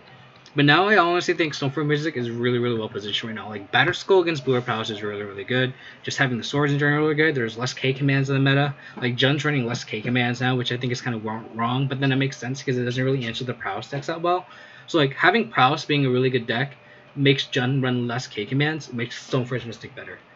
And like even decks like this where they aren't like Team Wreck, where they don't have that much hate for like a Sword and Fire and Ice, which is so difficult for them to beat, makes it so much better. So it makes sense. That's a 3-2. Modern Prelim. And all these are just leagues. I guess we can look at the average here. 4 and 65% of decks, so it's more than half. So let's see, the Sword and Fire and Ice is not here. Wow. Maybe you're right. I wish there was a way you can look at all these lists in one. Like how, that's why I like MTG Top 8, because like you can like look at all the lists. You're not just looking at one. Mox Opal was banned. Getting is one of the best things that can. I think getting Mox Opal banned is one of the best things that happened in Modern.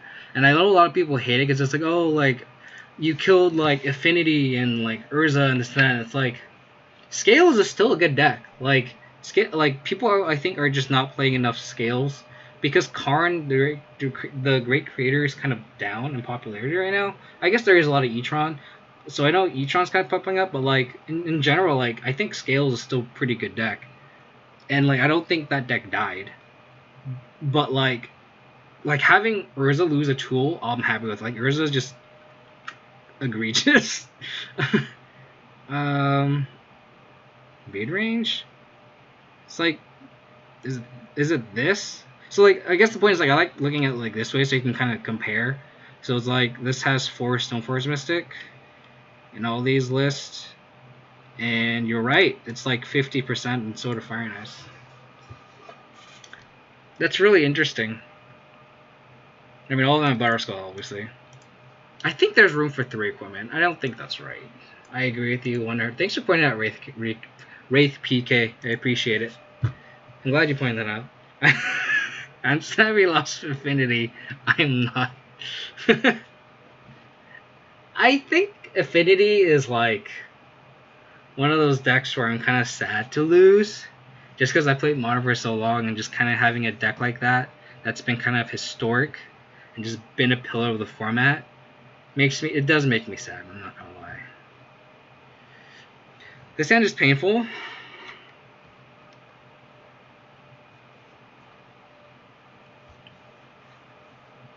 So we can actually fetch basic Swamp and then go, no, we can't even do that because we can't even Hex Drinker. I think we just have to go Overgrown Tomb Thoughtseize. That sucks. Hopefully we're not against Burn. I don't like any deck that plays a whole hand on turn 1. Yeah, I can get that too.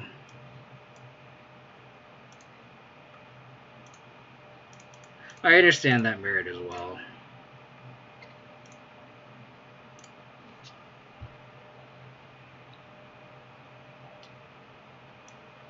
So is this Blue Moon?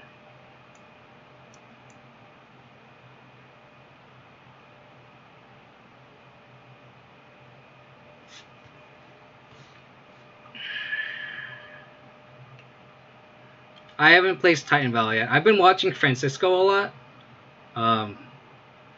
Francisco and I have a very, very love-hate relationship. Because a little backstory, we were on the same team for the Modern Streamers League, and we just talk a lot of shit. I love that guy, but I dislike him on a Magic level because we talk a lot of shit, and he always shits on Abzan. But I really like his time about it. I was actually thinking about streaming it. And it's kind of a cool deck. I like how it's kind of like a mid-rangey deck that can go big. It's a really cool idea as a fundamental aspect because there hasn't been a deck in Modern that is a mid-range deck that goes big, right? Like that, nothing like that has been in Modern. The closest thing is like Gruul, which is like you can go big with Glorybringers, but this goes bigger with Prime Times and like Valakut and Field to Dead. So it's kind of cool. I really like it. I think I just take the Brazen Borrow here. I think it's the one that loses the most tempo. I'm a little scared though of Blood Moon.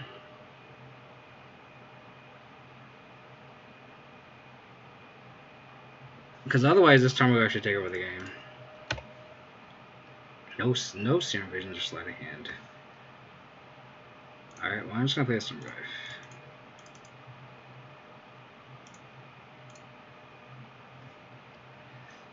Frank Duncan. Frank does appear in chat, says outside of these. That's why we have a love-hate relationship here. Exactly why. He's a good guy though. He's a really good Magic player too.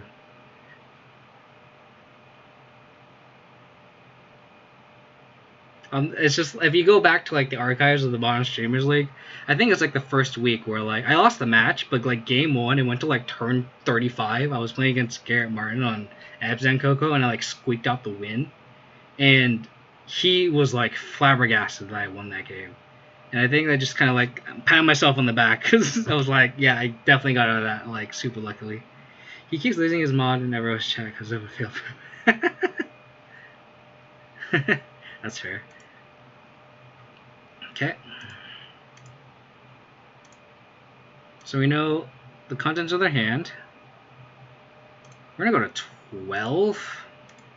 Mega yikes. Hopefully everyone gets no bolt snap bolted out.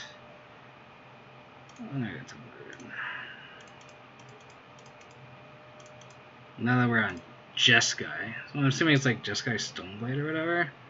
That is a Delaware Secrets. Yes, it is. So weird. So weird. And what's great is they are going to lose tempo if they have to bolt on their turn, which is fine. I actually don't mind if they spin the bolt. They play these steam vents, right?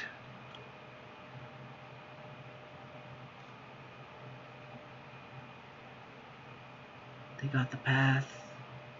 Why? Play steam vents. So we know all the contents of the hand.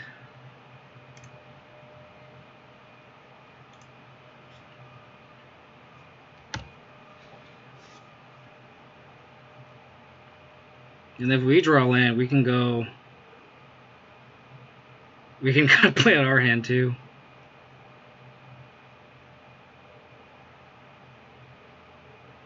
I'm assuming they're going to bolt this little down. They have to. No way they don't.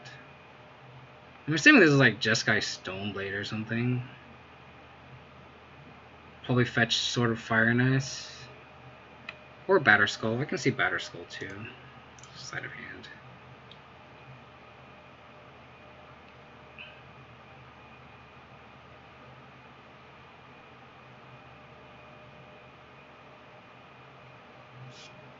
Sculling Tarn.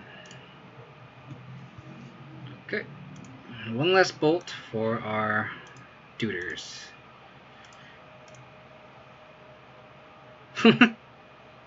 Nice. I think we just...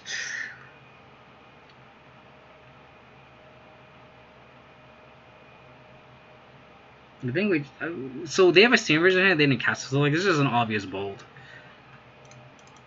So I think I can just play Stoneforge Mystic.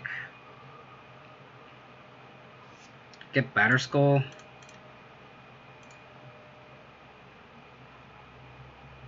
And then play Hex Drinker, level it up once.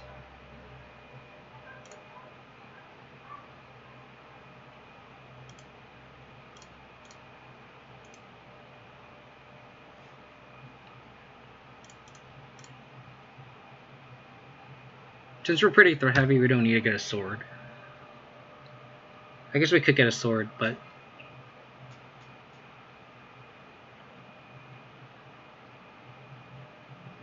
I think I like getting Batterskull. It just pressures them to bolt the Stoneforge Mystic, and then we can level up our Hex Drinker.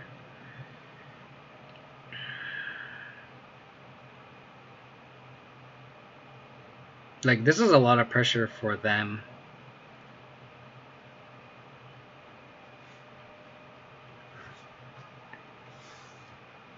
And they're kind of stuck on lands, too.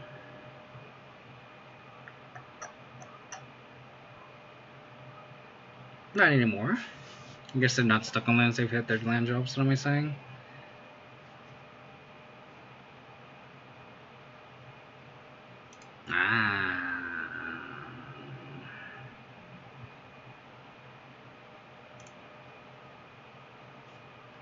You've got a Batterskull of your own, I see.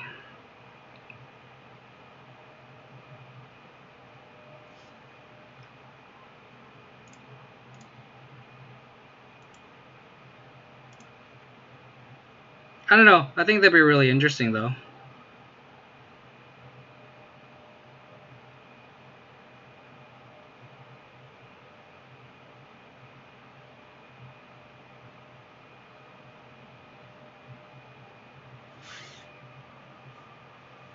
This is a tough spot.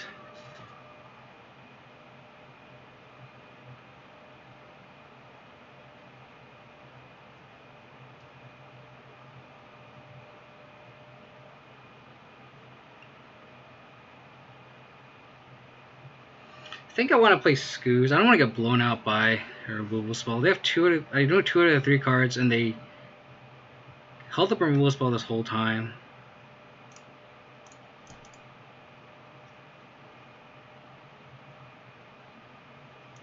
So I think I'm going to play Scavenging Ooze and just hold up Stoneforge Mystic.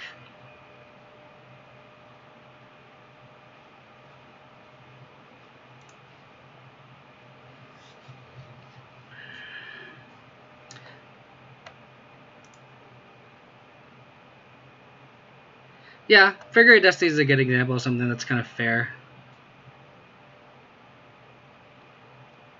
I don't think you can give that kind of effect protection from instants, though.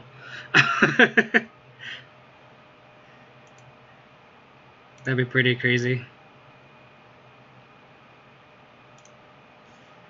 I do have to play a little bit faster. This matchup definitely makes...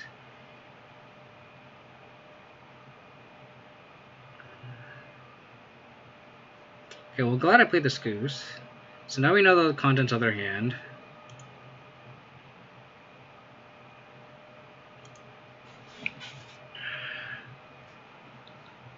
Keeping Scoos is pretty decent too, in case they have like a Snapcaster Mage. So now they cast Inversions. Which is weird, so they kept 1 mana up and had a Lightning Helix in hand. So they're not really... Just interesting. I do have to play a little bit faster though.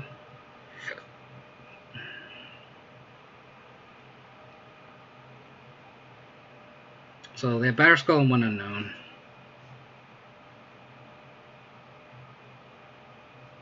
Okay. 1 unknown still.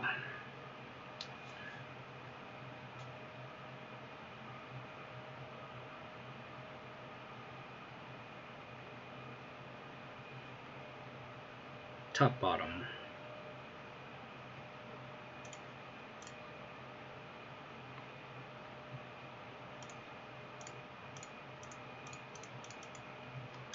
I am Jack. Thanks for the follow. I really appreciate it. Thanks for tuning in.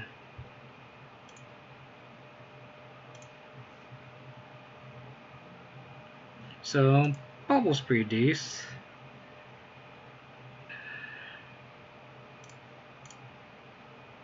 Let's see what they topped. Another Stoneforge Mystic.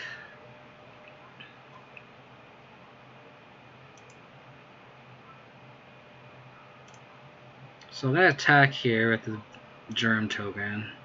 I'm hoping they Batterskull.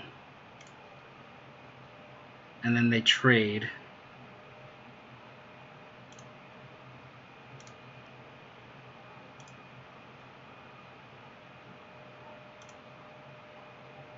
Trading good. And then I can Liliana minus them.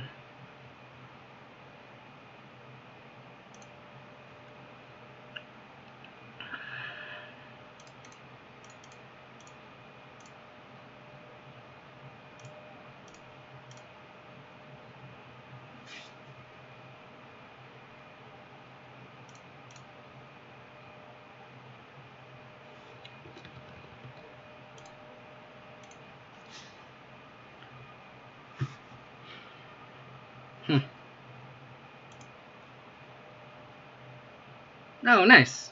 I was kind of hesitant. I didn't want to spam that group too much. But... oh, no. That's actually fine. So we know they have a Stoneforge Mystic in hand. So they can fetch a sword.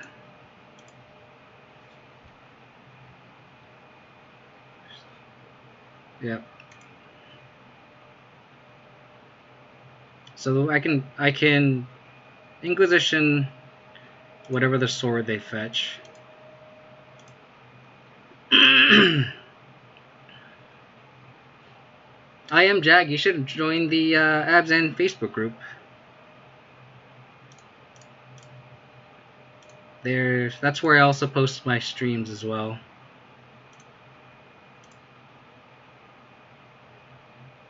We need a removal spell. They can just equip this Batterskull. Mega yikes.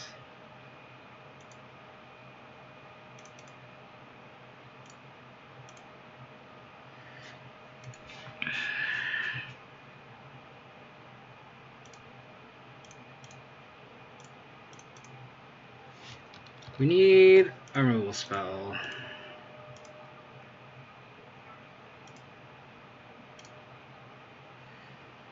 I guess we could sort of feast some Fire and Ice.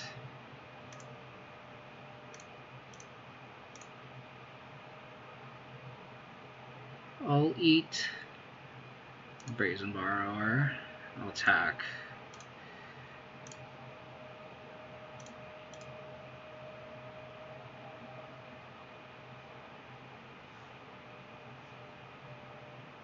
Ooh. I'll take that trade, actually.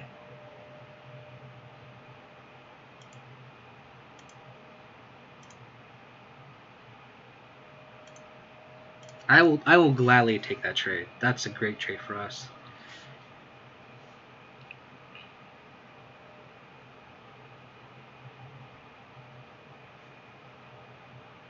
Equip. Sure. This game is insane. We're short of Sinew and Steel. Yeah, Batter Skull on a Mantis Rider is so bad for us. Like, that's a great exchange.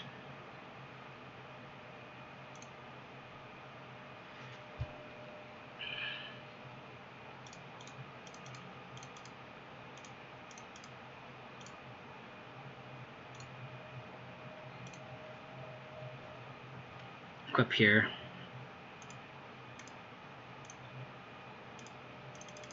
Hopefully they don't have a path.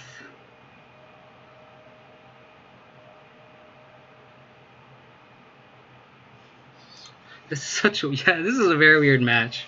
And that's kind of how these Stoneblade mirrors kind of play out.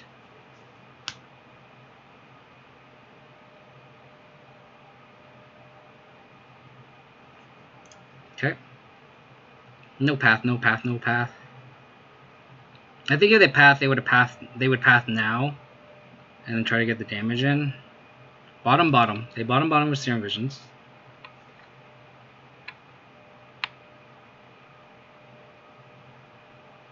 I did score a Topper Sophie. Nice. I didn't want to attack. I guess it was a safe attack, because then they don't have Bolt up.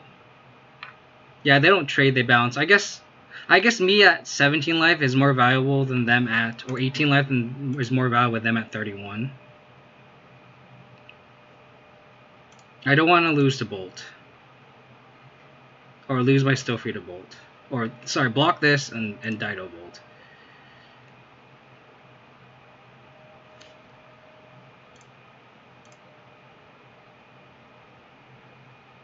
Thoughtseize.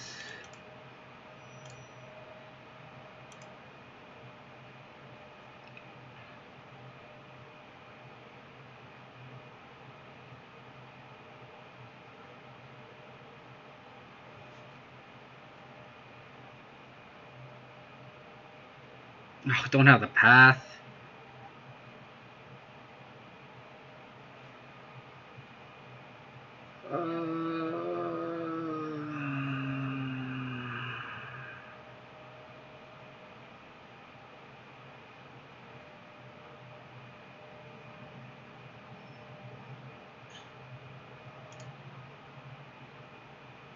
Nope.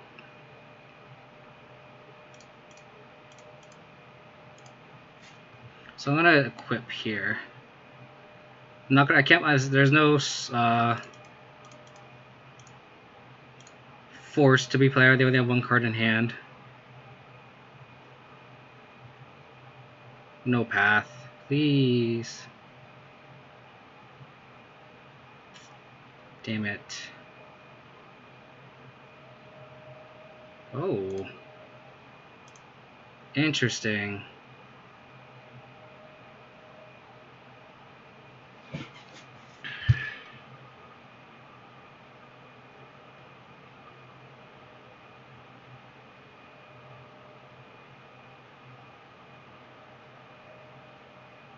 Do I attack? I guess I do.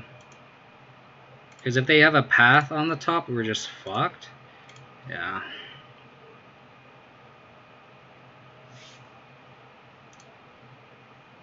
I kind of want the life gain too.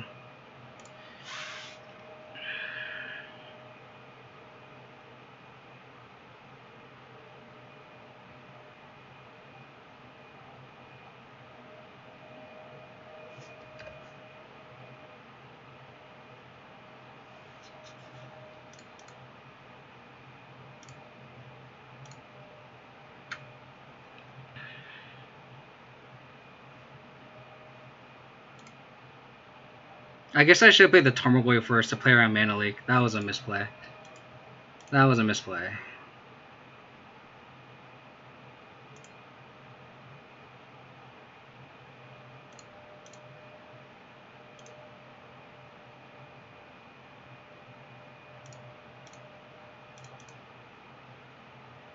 I guess if I want to get something Mana Leak, it'd be the Scavenging Ooze.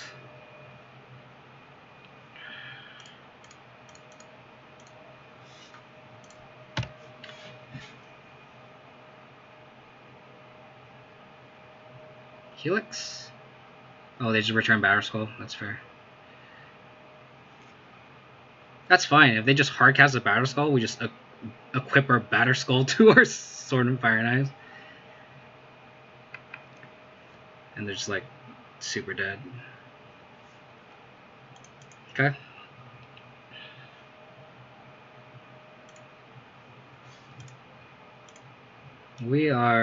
I think we are turning the corner here.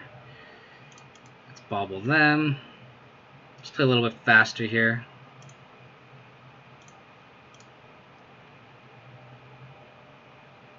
Snapcaster Mage. That's a good one to know.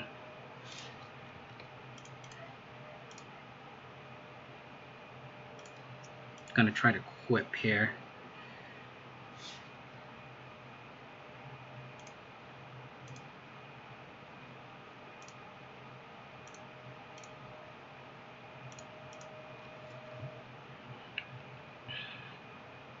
They have Snapcaster Path to Exile, which is unfortunate. I think I just attack with... I guess I get to safely attack with both. Just pedal the metal. We have Scavenging Ooze for the Snapcaster Mage.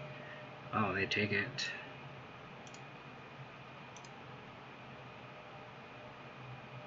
Okay. I can wait. I can wait on eating the path.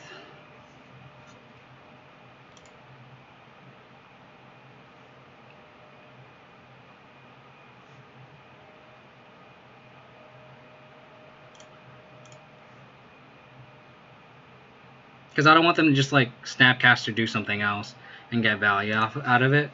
I'd rather just wait.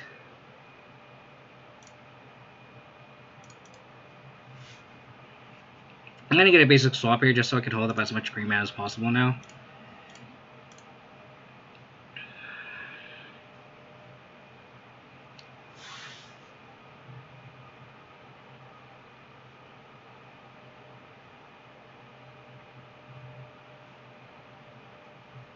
Okay, so we know about the snap.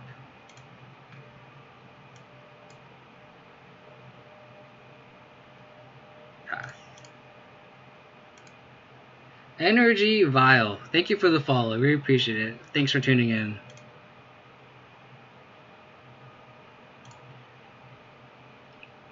Force of Negation. Guess I'll take the Force of Negation. Wraith PK. Thank you for following. Really appreciate it. Nice! You got Mythic? That's awesome, dude. That's pretty sweet. With Abzan too, I love it. I love it.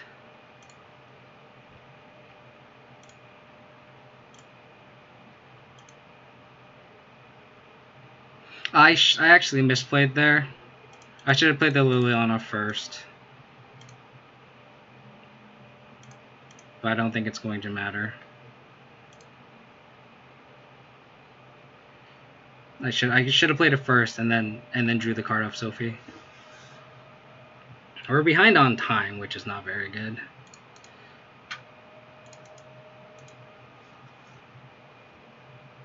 I actually should have eaten a creature. But let's just do it now.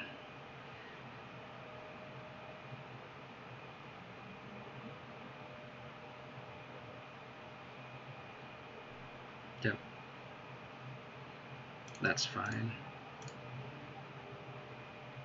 I'm gonna eat a lightning heal. I guess it doesn't matter. Take a mana leak. Does not matter now. Because we just minus our Liliana. Go, go, go, go, go, go, go, go.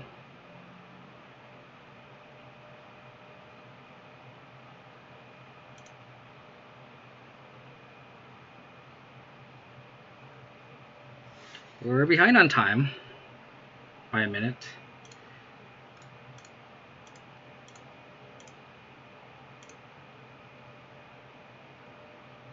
Sweet. Jeskai Stoneblade, sweet deck. Solid Pride Mage seems decent.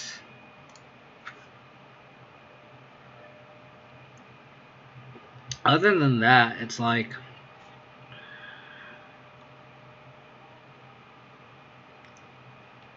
it's just like a mid-range deck where like all the cards on our main actually do work. So it's just like Stoneforge Mystic, Path to Exile, Lightning Bolt, Snapcaster Mage. It's just got good stuff. Just got Stoneblade, kind of like the equivalent of our deck, right? That being said, like everything's kind of decent here.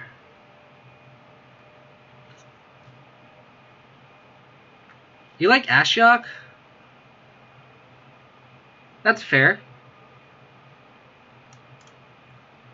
And then I got 5 loyalty. Or for even 4 loyalty, you can tick down once to take off all the Snapcaster fodder, and then like... excuse me. It's just like, what do you cut here?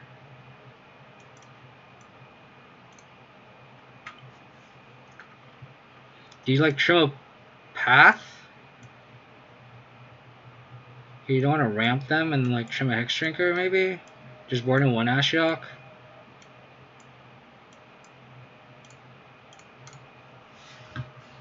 Is Feast and Famine even that good in this matchup? It's pro everything that's not. I guess it'll cut Lily. I like Goyf in this matchup just because it forces them to have exactly Path to Exile. I can see cutting Liliana, especially on the draw. But like Ashiok on the draw is also not very good either.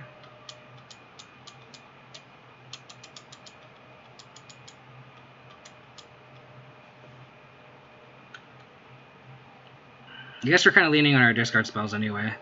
Or Stoneforge Mystic. I think this is fine.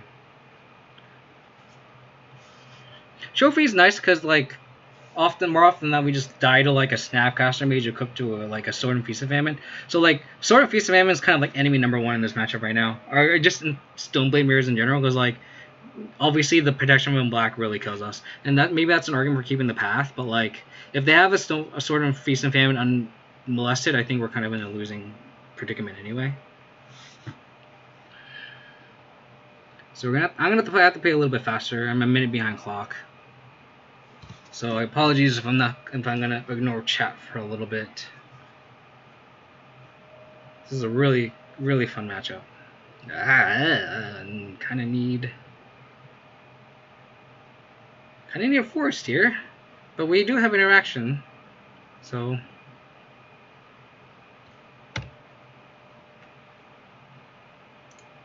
we're just gonna draw all our equipment. That's fine. Hopefully, I don't draw another Stoneforge Mystic. Or actually, another Stoneforge Mystic wouldn't be bad. It would just kind of entail that we drew all of our equipment. Spell Pierce. Okay. No. This ball wouldn't give us too much information. It's just a land. We need a green source. Them Sleight of Handing's good. That means they don't have a threat unless they could just go land Delver. They have a Flood Strand. Pass the turn. Alrighty. How about a green source off the top?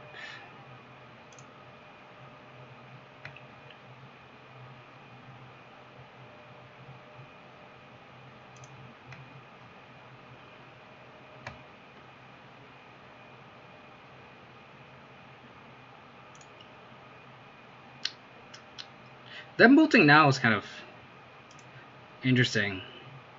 I guess they're gonna bolt anyway, but like I feel like that gives me full information. Like from their point of view, they should have just waited. I don't know why they were so anxious to get that equipment off. It makes no sense to me. It's a fairy. Sword of Fire, nice. Green source. Fuck. Oh man.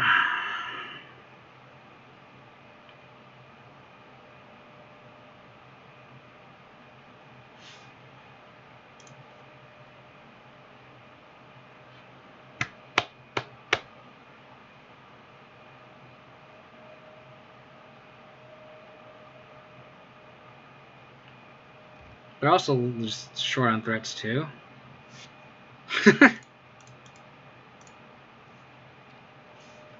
The jig is up.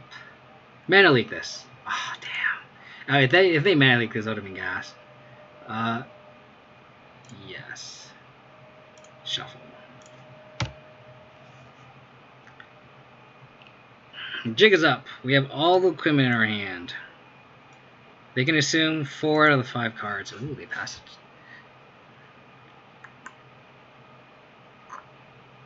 Are they pathing me? Oh, please path me. Oh. No F6 here. Ooh, Mantis Rider. Sounds good. How's it going, Basic Land Shark? This is hilarious.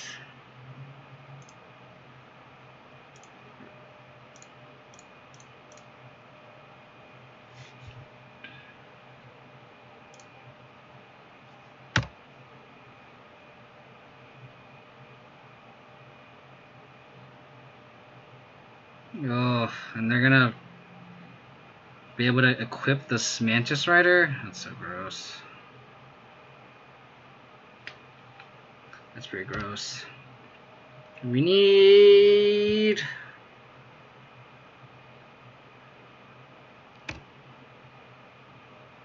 We don't even have Revolt for this. Oh, man. Fetch land. Fetch land. Fetch land. Fetch land.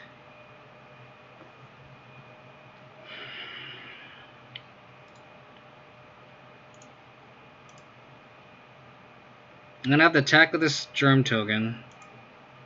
And then push this Mantis Rider.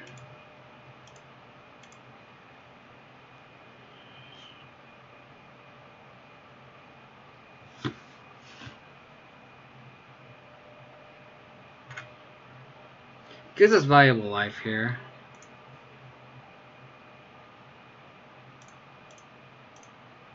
It's a really painful way to push this Mantis Rider, but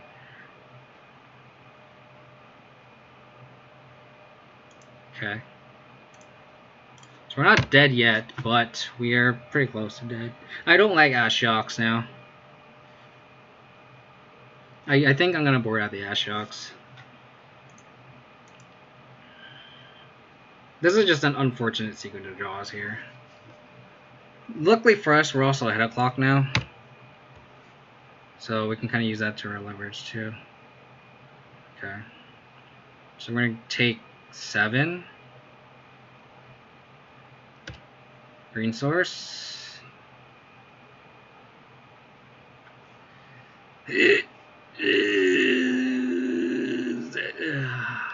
Alright, let's Thoughtseize for information.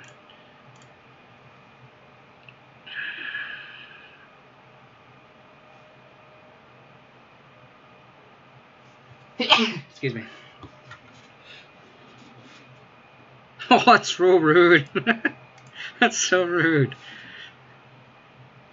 Wow. Yikes. Alright, shake it off, shake it off. Alright, so I think I actually want the removal in here. So I think, like, Path to Exile. Kaya's got actually seems pretty decent here, too.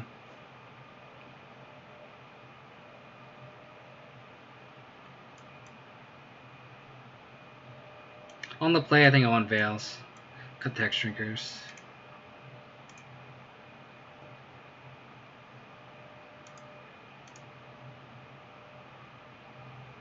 This seems fine.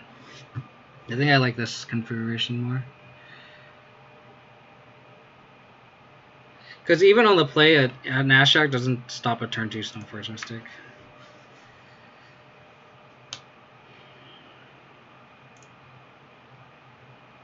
Great hand.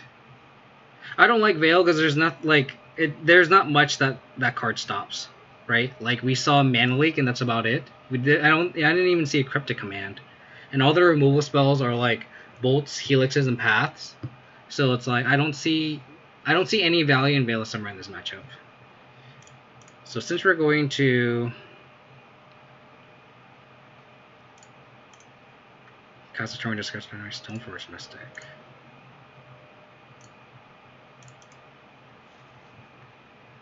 Gonna call the Shrine.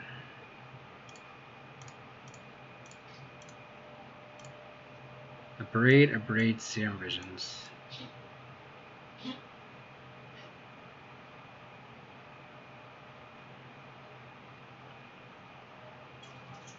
I guess I could take the Serum Visions, play Tarmogoyf next turn, and then Liliana minus the Stoneforge Mystic, and then start pressuring them that way, and we can Thoughtseize them. Like, I don't think I really care for this Abrade. I think I like where this game is headed. Feast and Famine.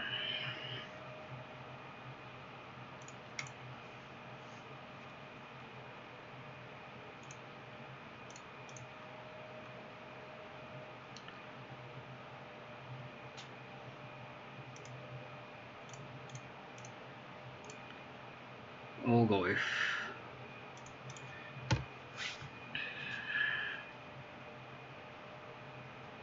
Don't path me, please. Don't path me, please. Looks like they don't have a path. So look at their hand. Like they just have all these red removal spells. Like Veil of Summer doesn't really stop anything. I think Veil of Summer is really for like counter spell heavy decks and like Fatal Push heavy decks.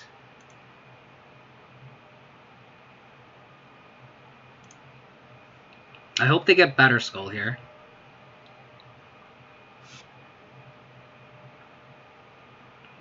Nice.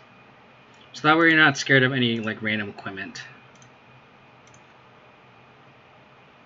And even if we did, we have Assassin's Trophy.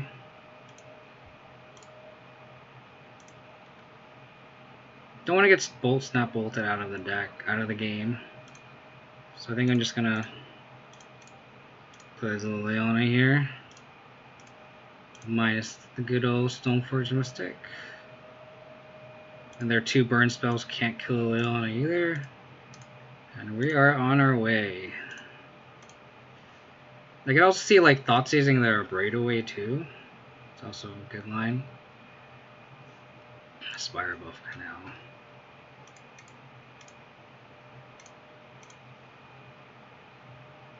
Scavenging Ooze. I can see like binning this. But let's Thoughtseize first.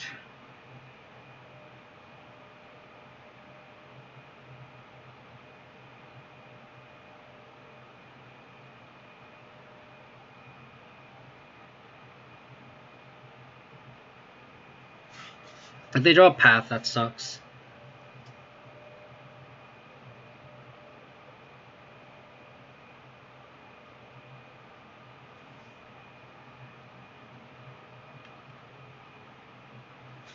Interesting. They're hard casting that.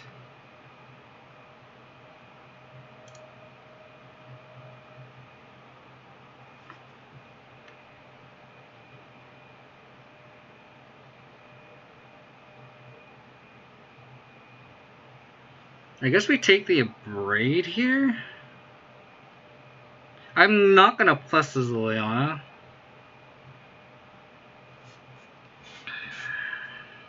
Because they're just gonna attack it down.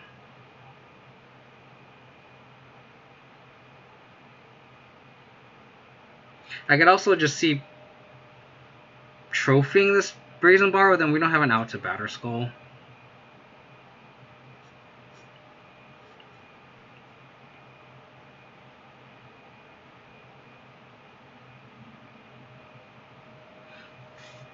I think I take a Braid, play the Skoos, they abrade it. I could play Sword of Feast and Famine, and then trophy their Batter Skull. But I kind of need another land to really do all of that. I also don't want them to just double abrade or Tarmogoyf.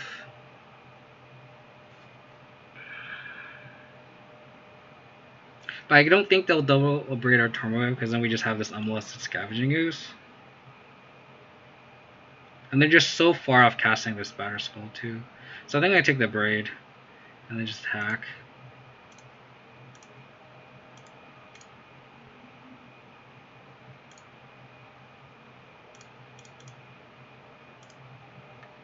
And then they're just so far behind.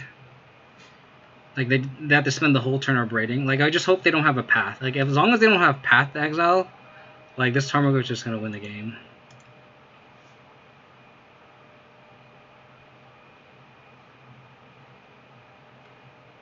Okay. Our Glyphs are just monsters now. 6/7s.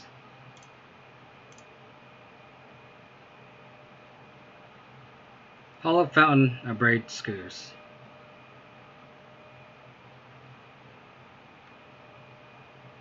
Okay.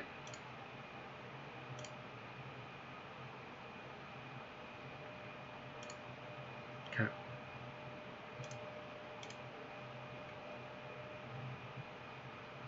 That also works.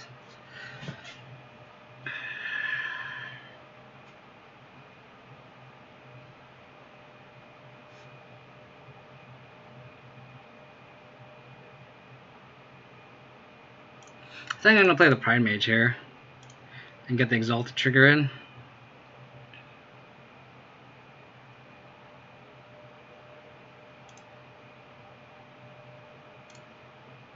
At least that way if they do draw a path, like they can, we have another creature on board that can attack. Ugh, they had it.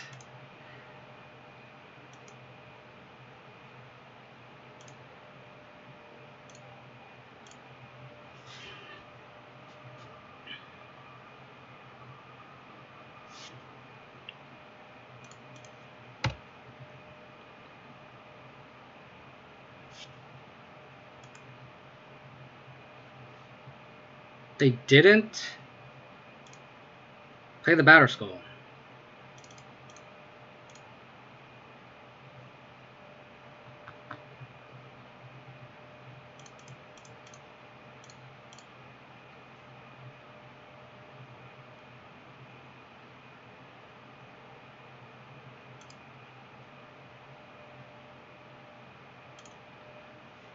Oh no, what do they have?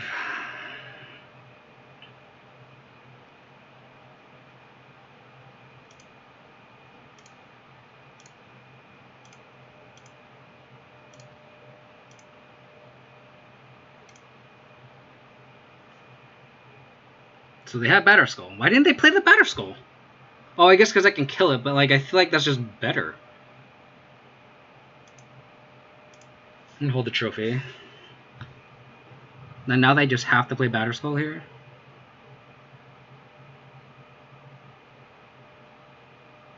And then I trophy it, and hopefully they don't have exactly path again.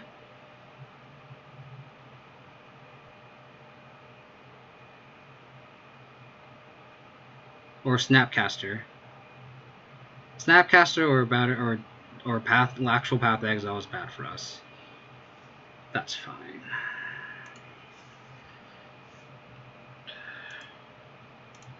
So they still have Batter Skull, so we just win the game here.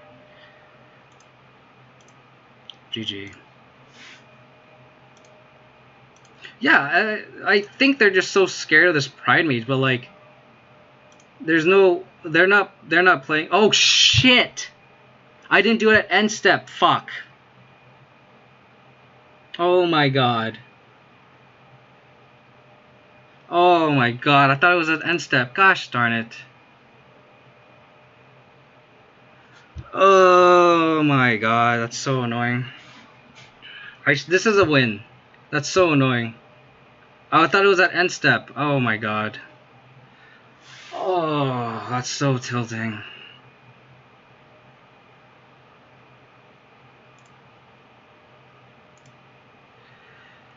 Oh my god. Okay. I would have been so mad if I lost this game. It was oh my god. You guys didn't see that. That never happened. You guys just that when I upload this, before I upload this on YouTube, I'm just gonna delete that last like 30 seconds of that match and then just skip to oh my god, that's so funny. Alrighty. Alrighty. That was that was pretty funny. Oh my god. I swear to god I was at dance. I was just so excited. I was like, alright, this is it. We're gonna win. Oh my god. That's just very, very, very So this is the list again. I had Fulminator Mage as my one of Spice.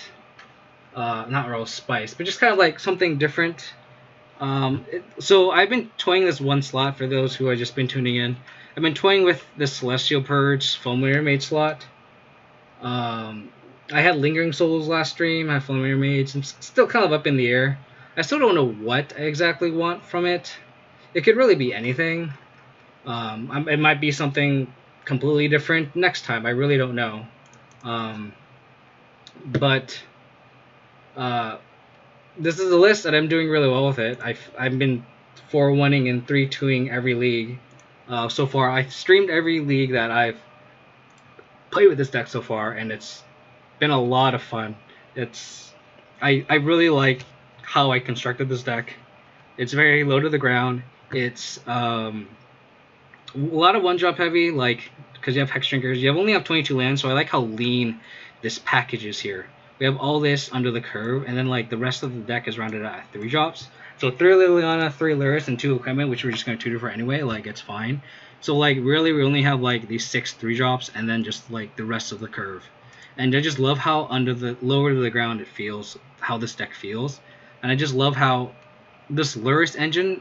As I don't think I brought out. I think I had Lurrus one match actually, and just recurring baubles was just so gas. What matchup do you need another card for? I really don't know. Like, honestly, it might just be big mana, right? Like, I feel like against the fair decks, like I can grind with Lurrus and Stoneforge Mystic, and then, so like as you've seen against like the teamer decks where it is kind of grindy with Uro, like I still beat them. I beat like the Jund and like the Jund matchup's iffy, which is why I have the purge for them, also for Gruul. So like the list I have right now, I think if I have a GB tomorrow, I might just do this. Like this might just be my 75, and just say if I play against Tron, I'm dead anyway. Like I don't think having one Fulminator Mage in the sideboard is really gonna matter. I might. Like I kind of got scared of Francisco's Titan Val deck and just being able to Fulminator Field the Dead or just keeping them off 7 mana might be enough, right? But I don't know. I don't know. So it's hard to really say what it could be. It really could be anything. I might just like start just taking suggestions, right? And then just like going from there. And just kind of starting like just trying to feel it out. Answer for Clothus can be good. Exactly why I have it, because like I just need an answer to Clothus or Blood Moon. I am not really a big fan of Bitter Blossom. I think Bitter Blossom is just a little too slow. I think if I want that kind of effect, I'd rather have Lingering Souls that has that kind of immediate impact. And I had Lingering Souls in my sideboard, and I didn't really like it. There's a turn against I think it was against Jund or something, or Ishan, where like I had an option between like playing a Plague Engineer, which is a 2/2 that didn't do anything, like it didn't kill anything or really didn't shrink anything or Lingering Souls, and I just played the Plague Man and it was just better. So, like on paper, you think that kind of effect would be really good, but I haven't really missed having like just bodies. Just because like I have Lurrus, bringing back a Hexdrinker, that's just enough bodies. I already have like 15 creatures. I think it's okay. I don't I don't think it's worth a sideboard slot. I guess to sum it up, it's a good suggestion, and I really appreciate everyone kind of dishing stuff ideas out, and it's nice to kind of come back to it because like the meta changes, and you don't know what card's going to be better or worse. So I appreciate everyone for kind of just hey, let's try this and try that, and it seems pretty nice. I don't have a Siege Rhino in the 75. That is correct, but I do have Siege Rhino emotes, so that should be worth something. I'm gonna update the record. So I don't know, just being able to 4-1 is pretty nice consistently, knock on wood. But this deck has been pretty gas. So I appreciate everyone for tuning in. If you guys want to support the channel, you guys can follow me on Twitch. If you guys already haven't, you guys can follow. If you guys are watching this on YouTube, please subscribe to my YouTube channel and follow me on Twitch for the live talks. And then if you guys want up-to-date streams, you guys can follow me on Twitter. It's twitter.com/KODiamonds22 at the end of it. Other than that, I really appreciate everyone for tuning in. I'm going to send you guys on to another modern streamer. Saw this other person that streamed. It was playing like Death Shadow, but it seemed like he didn't have his camera on. I wasn't sure how appropriate it would be, but I'm going to raid this guy. Other than that, I'm probably going to stream either Saturday or Sunday this weekend. So you guys can tune in then. Other than that, I really appreciate everyone tuning in. It's fun as always. Love everyone contributing to the chat. It's always fun. Take it easy, guys, and I will talk to you guys next time. Bye.